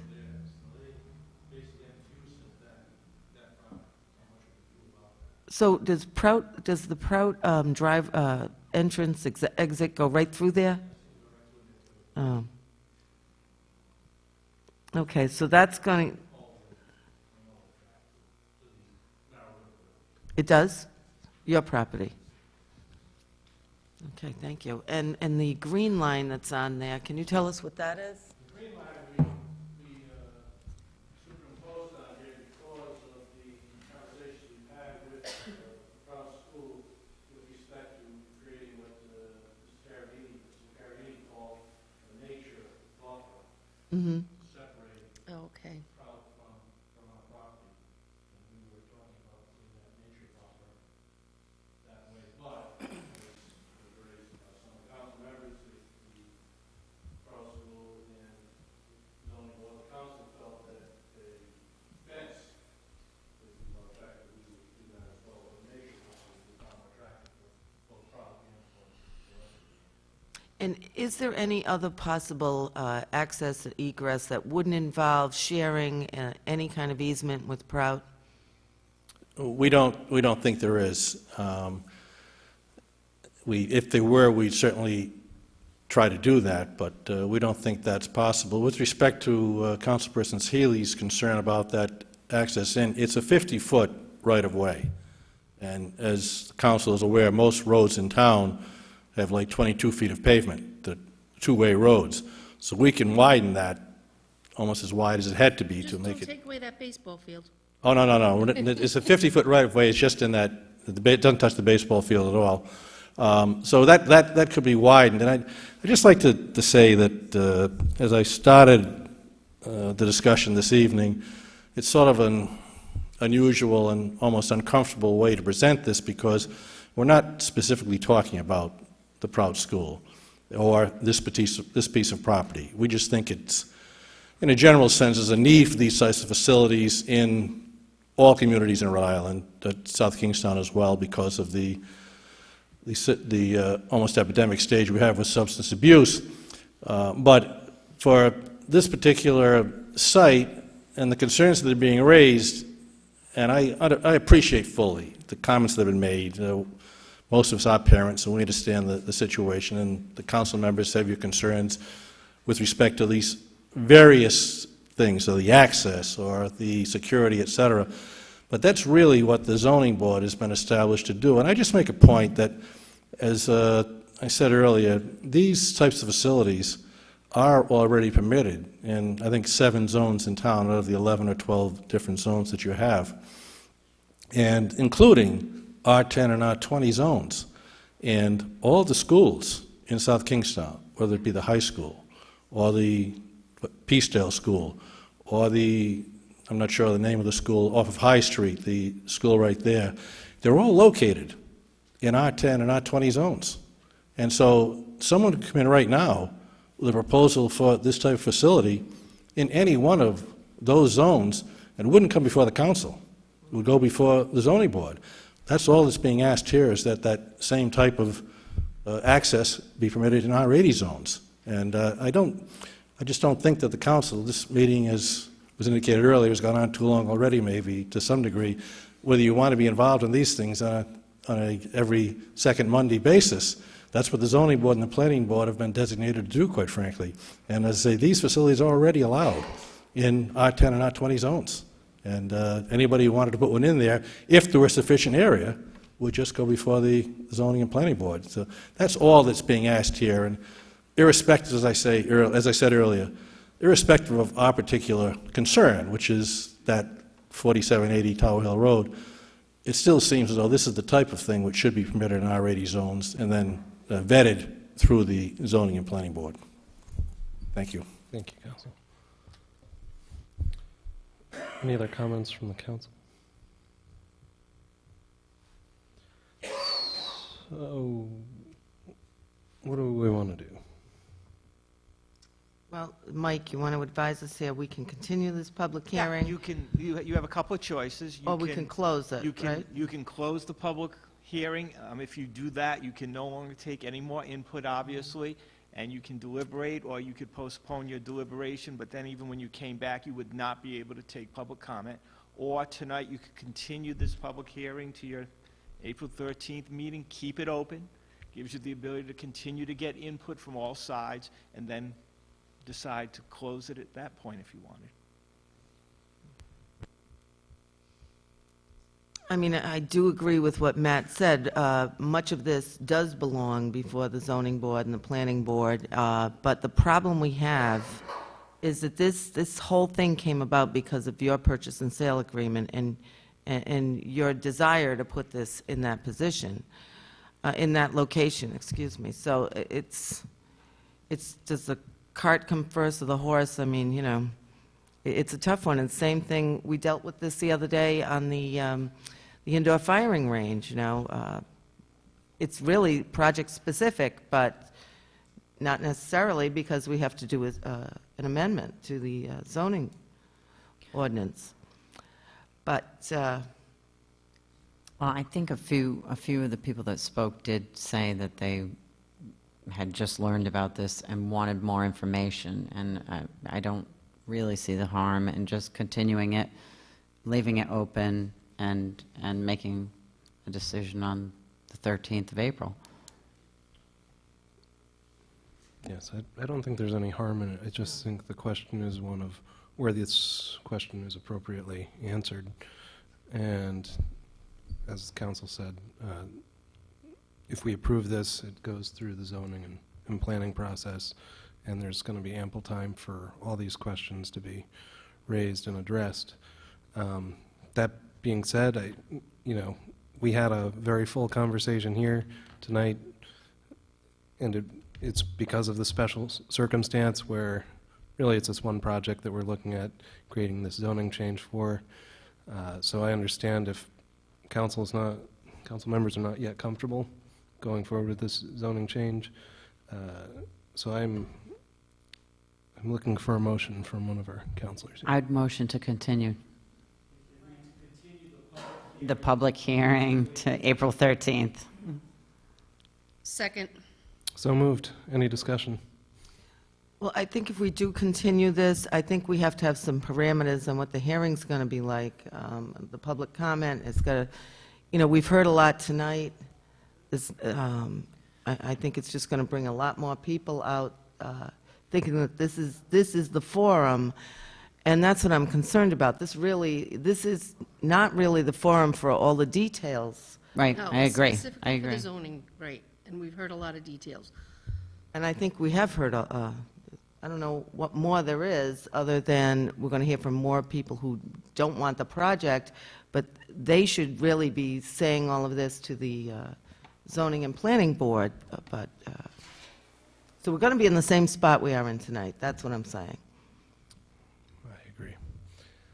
We're going to be in the exact same spot we're in tonight at the next hearing. In my opinion, there's not a tremendous danger in continuing for 2 weeks, but we need to trust our zoning and planning board if this moves forward. And that the project will get vetted through those two boards. Right. Mm-hmm. Any other comments? I will personally be voting against this motion because I feel we've gone over the project in some detail, even beyond the scope of what this hearing should be. And I'm moved by the idea that, these types of facilities really are better suited in a campus-style situation, which is what the R80 zoning would allow. And I think these facilities are definitely necessary in Rhode Island and around the country. We do have an epidemic of substance abuse. So I would prefer that we approve the zoning change tonight. So I'll vote against this motion. I did. Well, I do believe we're going to be in the exact same boat we are in tonight at the next meeting, but I always would defer to caution. If there's something else we can learn, I'm more than willing to learn it, but I don't think we need to go over the same information over again. I agree on that. I don't believe we can limit. No, we can't limit the public comment, but we probably should advise people like to have a representative for their commentary. We have done that in the past. If everybody's got the same issue, try and pick somebody who can represent that side. I really can go either way. I mean, Yeah. there's really no harm in waiting. There Yeah. may be a harm to the applicant, but, Well, they've got a long process ahead anyway, Right. at this point. but truthfully, I mean, if we were to close this public hearing, if the vote went in favor, then this project is gonna get vetted. Well, I think already we've said and they've been very receptive to the stipulations, that concern us and the public, I think. And they've testified to them. Right. Well, there's something I would like. I would like, if we are coming back, that we have the stipulation down that they are limited to Right. the type of clientele they can take in there, and it can't be sex offenders, registered sex offenders, violent criminals of any kind. Right, and the court-ordered. Court-ordered. I mean, because we did get into that gray line. I mean, you're going to see where somebody gets multiple DUIs and they have to go for, it's mandatory for them to go for counseling or inpatient in order to get their license back. But that's not necessarily court-ordered. That's up to the person. I think what would be appropriate is for you to ask the representatives to make that representation in writing, that before the zoning board, as a condition of granting a special use permit, they would agree to those conditions. Get it, and But could we get it in writing? Right. Yes. I'm sure, since they've testified, that they will agree to those stipulations at a zoning hearing on a special use permit, that you can get it in writing where they say, in the event that we apply for a special use permit before the zoning board, we will agree to. That's where those stipulations would be added, not at this level with the general zone change. Right. But if you get it in writing from them and their counsel, you'll at least have something so that when they go to the zoning board, that representation's already made. So under that thinking, we should continue it to see that writing. Well, it's up to I mean, you. I'm just saying, that would be, They've made that the would be protecting us and the representation that they made here. And it's not just, we don't think we're going to do it. Because if you look through the materials that was supplied to us, there was no guarantee that this use couldn't change in the future to be a facility that would take such kind of clients. If that were the case, you see, if those stipulations became part of the zoning board's decision in the grant of a special use permit, the only way those stipulations could go away, if someone new, for instance, came in, they would have to go back to the zoning board and ask for an amendment, and that would trigger the public hearing process, the notification process, et cetera. But I would like to see, Matt, the writing that shows that you would agree to those stipulations. And what were the stipulations again? No sex offenders or registered sex offenders, no violent criminals, no court-ordered, patients. Now, is that going to be a problem, because we're going to move this, if we do, till the 13th, but the zoning board doesn't meet again till the 14th? Yeah, it They says- wouldn't be, they would not be before the zoning board on the 14th. Okay. Then So that's the 15th. The purpose of this is so that you have in writing, I guess, ahead of your vote, the knowledge that when they do apply to the zoning board, they've agreed to those stipulations as part of, they still have to go through the process. Right. The zoning Right. board could decide not to give them the special use. True, permit. true. But if they did give them the special use permit, you would have those representations up front that would be presented to the zoning board saying, we have agreed in advance that as a condition of granting the special use permit, we'll agree to the following. Right. Okay. I would be more comfortable with that. Yeah, there is no application before the zoning board at this point. There can't be, because it's not a legal application unless the enabling authorities provide it. Okay. We'll be happy to furnish that. The only concerns we have with continuances and not one to April 13th, obviously, is that in any commercial transaction, there are time limits to the Is purchase that- and sales agreement, and we have to deal with that. And are we running into your time limit? I would you imagine engage? not. We will be pretty soon. That's why the 13th is not an issue, but if it goes beyond that, then we might have some concerns. Because we do have to move ahead, as the town solicitor and town manager stated, we cannot even apply at this point, and until it's a part of the ordinance in South Kingstown, the zoning officials couldn't even accept the application. Well, under those circumstances, I would agree, I would vote for the motion that's on the table, with the stipulation that we will have something in writing from the applicants regarding what we just discussed with the clientele that they would be accepting. All right, any further comments on the council? All in favor of continuing this hearing until April 13th, say aye. Aye. Aye. All opposed, say nay. Nay. A vote of 4 to 1, this public hearing is continued.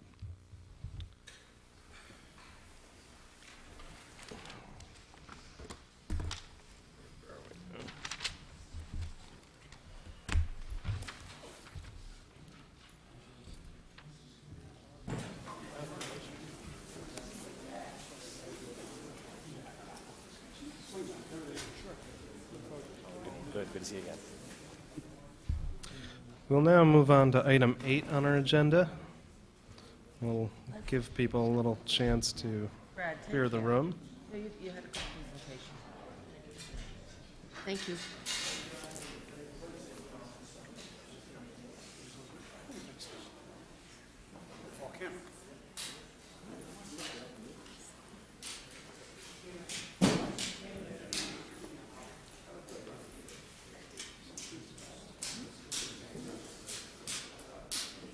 Could I have 1 minute?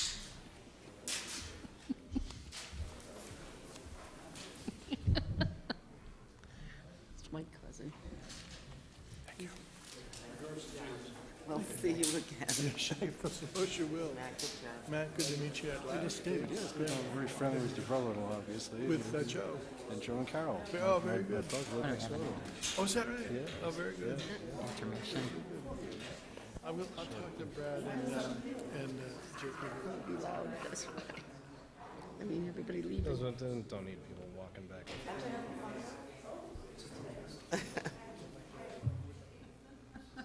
Come on, guys, we gotta have a little bit.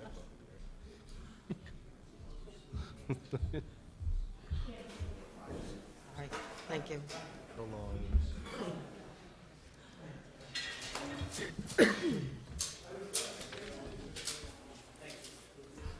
All right, item 8A pertains to resolutions adopted February 23rd, 2015 by the Portsmouth Town Council in support of House Bills H5000, an act relating to taxation, personal income tax, H5054, an act relating to General Assembly Joint Committee of the Repealer, H5101A, a joint resolution creating a special legislative commission to study streamlining new business startup processes, in H5107, a House resolution creating a special legislative commission to study the categories, methods, and monetary implications of taxing various personal retirement income and pension income paid to Rhode Islanders by out-of-state employers. We've received these, we've placed them on file. What do we want to do with them? I think, well, Steve, are you going to talk? No, I don't think we know enough about these on their face with what we've been supplied, but, so I would suggest we file them until we know more. I don't know if anybody else I don't knows more about believe- this stuff than I do. No fiscal note has been produced regarding these House bills, so I'd be in favor of putting these on file. I'll make that motion to file these bills Second? till we have further information. So Second? moved. Any discussion? All in favor signify by saying aye. Aye. Any opposed? That is unanimous. Item C is a resolution adopted March 6th, 2015 by the North Kingstown Town Council in opposition to House Bill H5473, an act relating to labor and labor relations. Firefighters arbitration is received, placed on file, and what do we want to do with this one? Steve, do you want to go into this one a little bit? Yeah, as I mentioned in the pre-session, this is a bill that's been introduced in this session of the General Assembly to address an issue which was a determination by the state Supreme Court that municipalities have the right through their charters for the local city or town councils to be able to establish what staffing would be for public safety officers. Once that ruling came through, it indicated that the town of North Kingstown could in fact change the shift hours and the number of persons on that shift. With that, what the organized labor is looking for at this point is to say, well, if that's in fact the case, we would like the General Assembly to overrule the home rule authorities and restrict that to make that an issue subject to bargaining. The legislation that's referenced here, H5473, pertains directly to firefighter arbitration.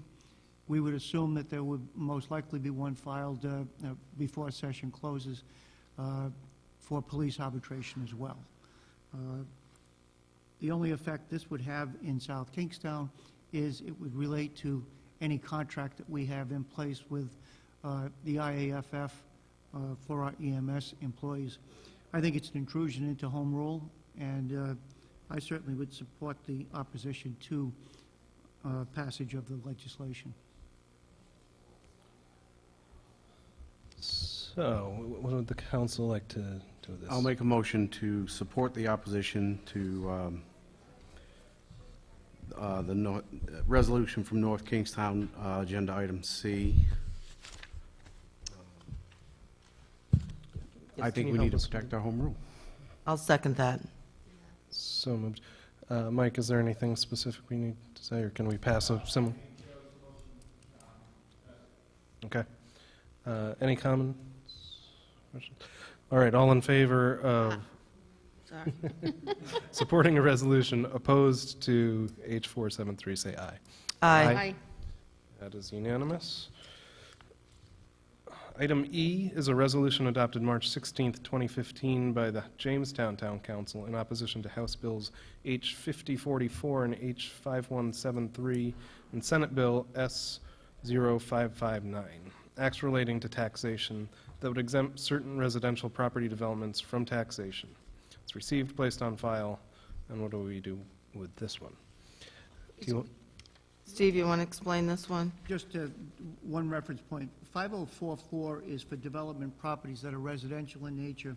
5173, while not referenced here directly in item E, is for development properties that are commercial in nature. So, and the Senate Bill 05559 is a companion bill to the residential 5044.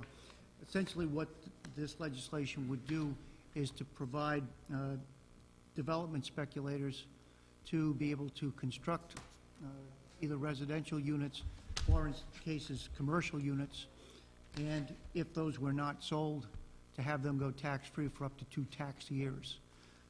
As I indicated in the pre-session, this would create an imbalance in terms of persons who owned property but not for speculation purposes that could not find a way of selling those properties where they would be required to pay taxes, and these development properties, as defined, would go untaxed for that period of time.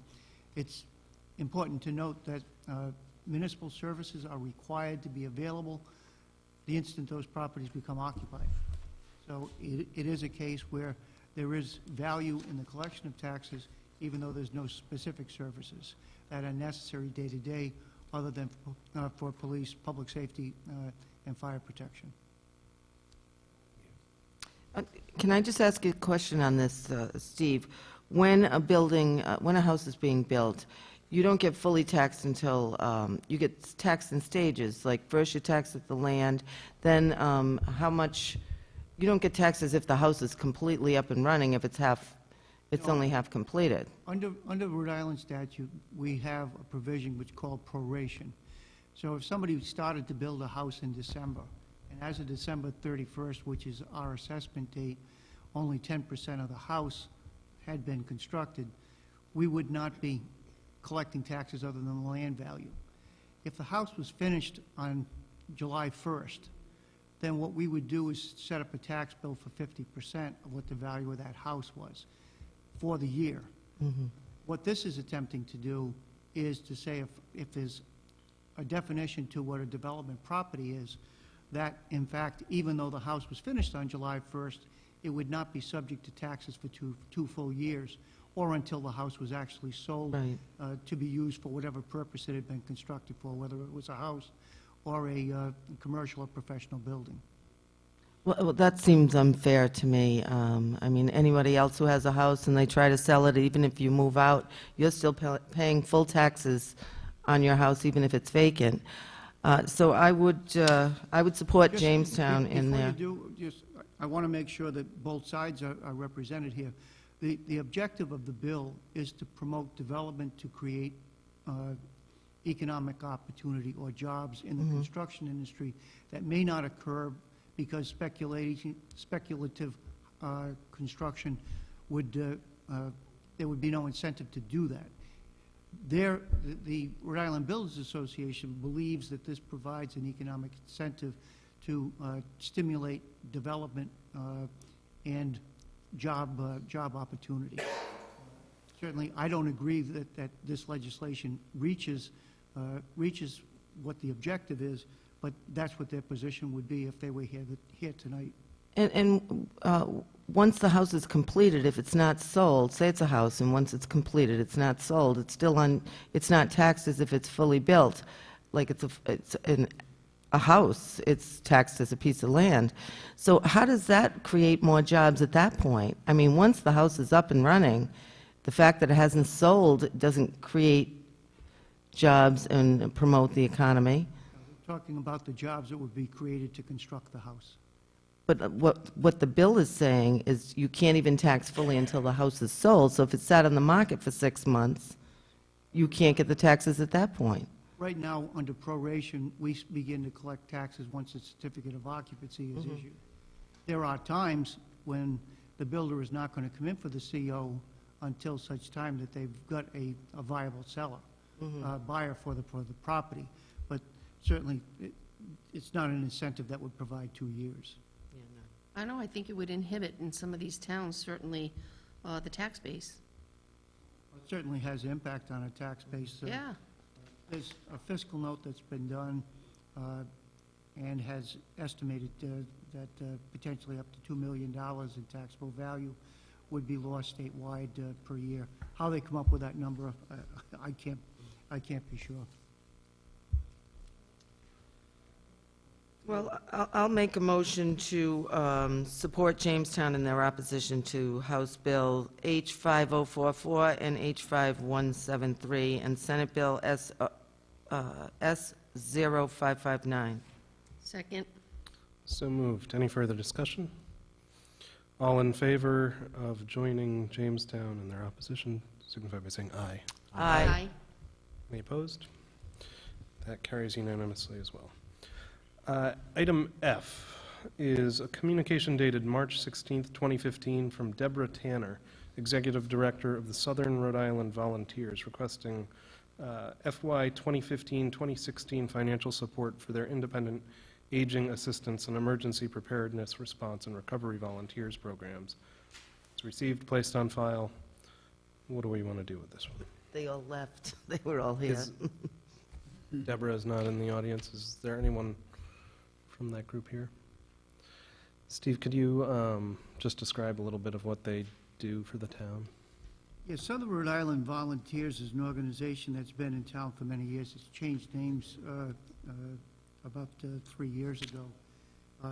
It initially operated out of the town's senior center, and about 2 years ago, they received a grant and were able to purchase property in Charleston and to move their entire operation to that new location and vacated the senior facility where we had been providing, rent-free space. They are a very active group. They provide Meals on Wheels delivery. They also work with our emergency management agency at the time when we've opened up emergency shelters. They are active in the community. This specific request is for $6,392 in the 2015-16 years. Obviously, the council did not get an opportunity to consider that because the submittal came subsequent to the adoption of the preliminary budget, or I did not have the opportunity to vet the proposal through the budget process based on the filing date. At this point, if the council were considering any type of revisions, they would have to amend the preliminary budget to allow for that type of funding support, if that was warranted, or to look at the potential for delaying any consideration on the funding until the latter part of the 15-16 year to determine whether funding would be available within the confines of your contingency account. At this point, you could place the item on file and just have the clerk direct that the council, whatever actions you want to direct as far as whether any council consideration will be given to the request. I would entertain a motion to put this on file.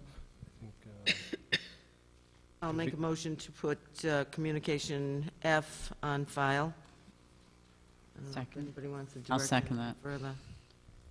So moved. Any discussion? All right, all in favor of placing this on file, say aye. Aye. Item G is a petition filed March 18th, 2015, requesting that the town council deny permits to Trimom Productions for any road races in the village of Matunic. It's been received, placed on file. And what would we like to do with this petition?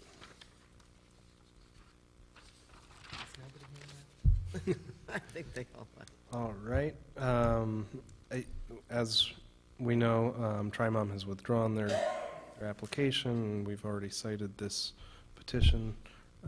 So I think I would entertain a motion to place this on file. I would place this on file until the next time the issue of a Trimom race or Trimom race comes up, and then we can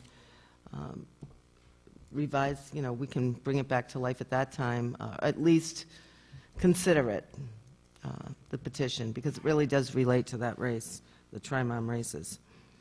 So that's my motion. I'll second that. So moved. Any discussion on this? Yeah, well, I think I would be challenged to turn down an application for a race when I don't even know what's involved, so it would be hard for me to do much else with this communication. Right. File it. All right, all in favor of placing this on file, say aye. Aye. Any opposed? All right, that carries unanimously. We're on to communication I, which is a communication dated March 17th, 2015, from Dorian Boardman, Chair of the Conservation Committee, providing a report regarding a ban on plastic shopping bags in town. It's been received and placed on file. And what would we like to do with this?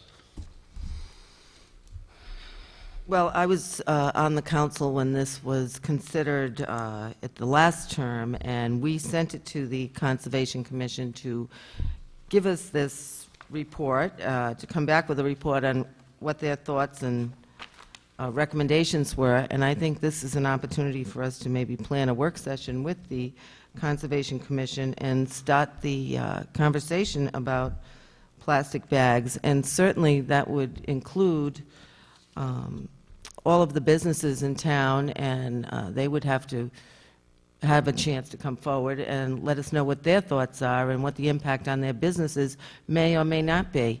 So this is very much at the the initial planning stage, and actually not even planning, informational stage.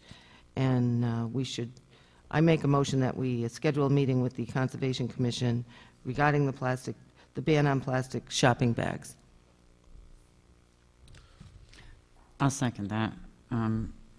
I do think the input from the businesses will be very important with this, and I think a lot of them will be very excited about it. All right. Any further discussion? All right, all in favor of, I guess this would be... Meeting with Conservation on file and meeting with the Conservation Commission to discuss the plastic bag. So that's what we'll do, Dale. We're going to place it on file and ask you to communicate with the Conservation Commission so that we could have a work session with them, or should we just go to a public hearing on a thing like this? I mean, no, go to a work session with the Conservation Commission. Okay. Say, all in Okay, favor, sorry. say aye. So you had a motion and a second. All in favor, say aye. Aye. Any opposed? All right. We look forward to that work session. We've come to that portion of our evening where we'll take comments from the public. If there's anybody interested in saying something for us all to hear, please come forward to the podium, state your name and where you're from, and we'll listen. Okay. Well, then we'll move on. Well, any comments from council members at this time? All right. That brings us to the town manager's report.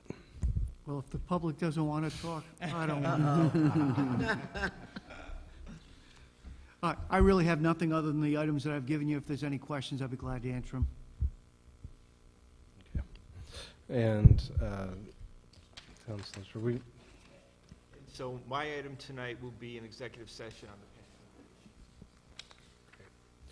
the pension. Then we come to appointments, item 12, and there are a couple reappointments, I believe, to the Town Assessment Board.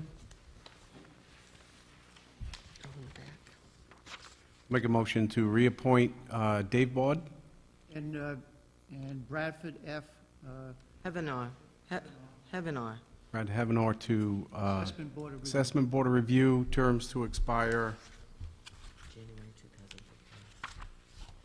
Three-year terms, it would be on January of 2018. Yep. I'll second. So moved. Any discussion? All right. All in favor of reappointing those Aye. two? Say aye. Aye. Aye. Carries unanimously. Want to make an appointment for the interview we had tonight? We also conducted an interview today. Do I hear a resolution for... I move that we appoint Thomas C. Marcello to the Route 138 Reconstruction Project Area Committee. Let's see, actually, there's two vacancies, and they both expire in May of 2015. So that's not very long. So is that, Steve, do we have to, we can just appoint him to that short period? I mean, that's, Can you make it to read May 2017? It's a 2-year term. Do it to 17. Sure. okay. So I move that we appoint Thomas C. Marcello to the Route 138 Reconstruction Project Area Committee till May of 2017. Second. So moved. All in favor? Say Aye. Aye. Aye. Welcome, Tom, to that committee. All right, that brings us to item 13, new business. And item B under new business is a resolution authorizing the issuance of general obligation refunding bonds. Could you describe this a little bit, Steve? Yes, there's several bonds that the town holds at this point that can be refinanced at a lower price. What we're doing at this point is putting a bond prospectus together. On Wednesday, we will be in conversation with Moody's as to our bond rating, and we're looking at the sale, I believe, on the 22nd of April. We're anticipating that of the $6.75 million in bonds to be refunded, that hopefully we can see a reduction of slightly above 2% of what we're currently paying, which could mean as much as about a $465,000 overall saving over the life of the remaining life of those bonds. So this resolution is necessary to provide the finance director and the council president the authorization to be able to sign those bonds. Once the bond sale has been, the refi has been held, we will provide direct information to the council on any of the syndicates that have submitted pricing and proposed refinance, and what the interest rates are, and what the value of savings will be. Savings will be over the remaining life of the bond, so it's not as if there's $450,000 in savings, it's in 1 year. It would be spread over the remainder of those years. But we need this authorization in place to be a component of the prospectus before we go out to the market. So I'd ask the council's approval as presented as item B. Motion to approve agenda item 13B. Second. So moved. Any discussion? Thanks, Steve, for making this happen. I think those savings look great, no matter what time period they're spread over. All in favor of item B as presented? Aye. Aye. Any opposed? That carries unanimously. Item D, under new business, is a resolution authorizing an award of bid to Vision Government Solutions, 44 Barefoot Road, Northborough, Massachusetts, for the 2015 townwide statistical revaluation in amount not to exceed $198,000, including a $15,000 contingency, and is further described in a memorandum from the town assessor to the town manager dated March 17, 2015, and entitled Revaluation Contractor Recommendation. Two submitted proposals, one from CLT, which is Tyler Technologies, and the second from Vision. Vision has been the performer of record for the 2003, 2006, 2009, and 2012. We also use Vision for our camera system, which is what we use in the assessor's office. One of the requirements CLT would have been required to do is to be able to get the data into the Vision system. The low bid obviously was Vision at $183,000. We're asking for a $15,000 contingency for $198,000 total to perform the statistical analysis for December 31st, 2015. Any? I make a motion that we approve item D. Second? So moved. Any discussion? All right. All in favor of item D as... Aye. Aye? Aye. All right, that's unanimous. Item E, under new business, is a resolution authorizing an award of bid to Martirano Recreation Company, P.O. Box 106, Spring Lake, New Jersey, for the purchase and installation of play structure parts at Tuckertown Park and the Village Green Playgrounds, in accordance with all specifications and in an amount not to exceed $73,840, including a contingency of $1,500. And is further described in a memorandum from the Director of Leisure Services to the Town Manager, dated March 15th, 2015, and entitled Award Recommendation, Playground Structure Repair Parts and Services. The department did a review of all of the playground equipment, as they do periodically, and found that there needs to be replacement of some of the components and elements on both the Village Green and Tuckertown climbing apparatus. We'd ask the council to approve a proprietary bid based on the company that actually manufactured that equipment for the replacement parts. $75,000 is available for the effort. We're asking for $72,340 in authorization. Motion? I make a motion to approve new business item E. Second. So moved. Any discussion? All in favor of item E, signify by saying aye. Aye. Any opposed? That carries unanimously as well. Item F, under new business, a resolution authorizing an award of bid to Atlas Pyrovision Productions, Jeffrey, New Hampshire, for the 2015 Fourth of July fireworks display in accordance with all bidding specifications in an amount not to exceed $15,500, and is further described in a memorandum from the Director of Leisure Services to the Town Manager dated March 17, 2015, and entitled Recommendation for Bid Award, Fourth of July Fireworks Display, bid reference number SK0035RD. Two proposals were submitted. Atlas is looked at as being the most qualified presenter. As we've indicated in Terry's memorandum, we look at the number of shells and the size of the shells to look at the quality of the program that will be provided. Terry also noticed that we've used Atlas for 18 of the last 19 years. We did experience difficulty last year where there was a question and an acknowledgement that less shells had been used in the performance than was required within the bidding documentation. In fact, it was 140 shells less. The acknowledgement was made and a $4,000 repayment was made to the town by Atlas.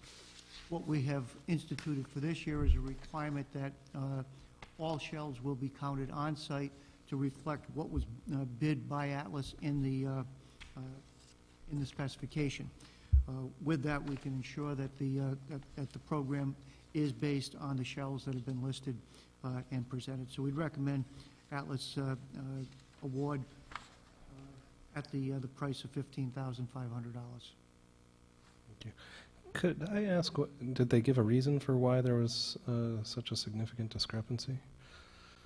I think that we really never got a good answer. It, in some ways, may have been less got on the truck than should have got on the truck. There were suggestions of more sinister action, whether it was company or an employee. But I think that we were able to make the town whole with the solution that Terry was able to negotiate. But I think we can prevent the appearance of impropriety in the future by setting the new controls in place. Do you hear a motion? So who's going to count the shells? Terry?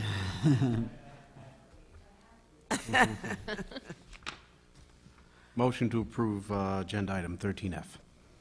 Second that. So moved. Any further discussion? All in favor? Aye. Aye. Any opposed? All right, that motion carries unanimously. Item G is a resolution authorizing an award of bid to the South County Umpires Association for umpire services for the adult softball program through November 30th, 2015, in accordance with all bidding specifications in an amount not to exceed $25,000, with the option to extend the agreement annually for 3 years, and as further described in a memorandum from the Director of Leisure Services to the Town Manager dated March 17th, 2015, and entitled Recommendation for Bid Award Umpire Services, bid reference number SK0033RD.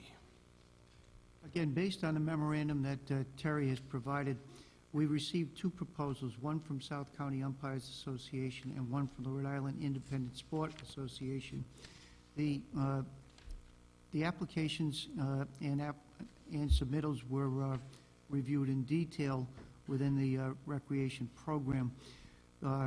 The Rhode Island Independent Sport Association filing was deficient in terms of several of the requirements that were to be met as articulated in the memorandum. Terry has indicated that the price difference will be $2 per umpire per game. So the cost of umpiring a game with two officials is $27 per umpire, where Rhode Island Independent bid in at $25.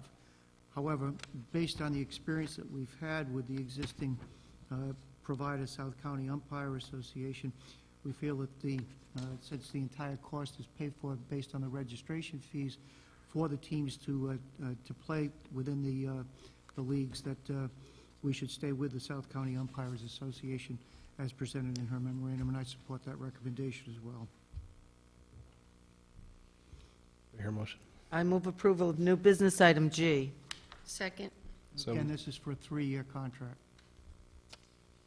So moved. Any discussion? All in favor of item G, signify by saying aye. Aye. Any opposed? The motion carries unanimously. Item H, under new business, is a resolution authorizing an award of bid to Coastal International Trucks LLC, 17 O'Keefe Lane in Warwick, for a 2016 International 7400 dump truck with heel dump body and Viking snowplow in an amount not to exceed $155,000, $406, including trade-in, and is further described in a memorandum from the Public Services Director to the Town Manager dated March 17th, 2015, and entitled Bid Recommendation 40,000 GVW Dump Truck with Snowplow. 3 bids were received. The lowest bid submitted was for a Freightliner. It was $500 below the price of the International. However, it did not meet specification in several of the areas. We'd recommend Coastal International Trucks be awarded at the $155,406. I move approval of new business item H. Second. So moved. Any discussion? I will never get over how much these trucks cost. Oh, I know. It's unbelievable.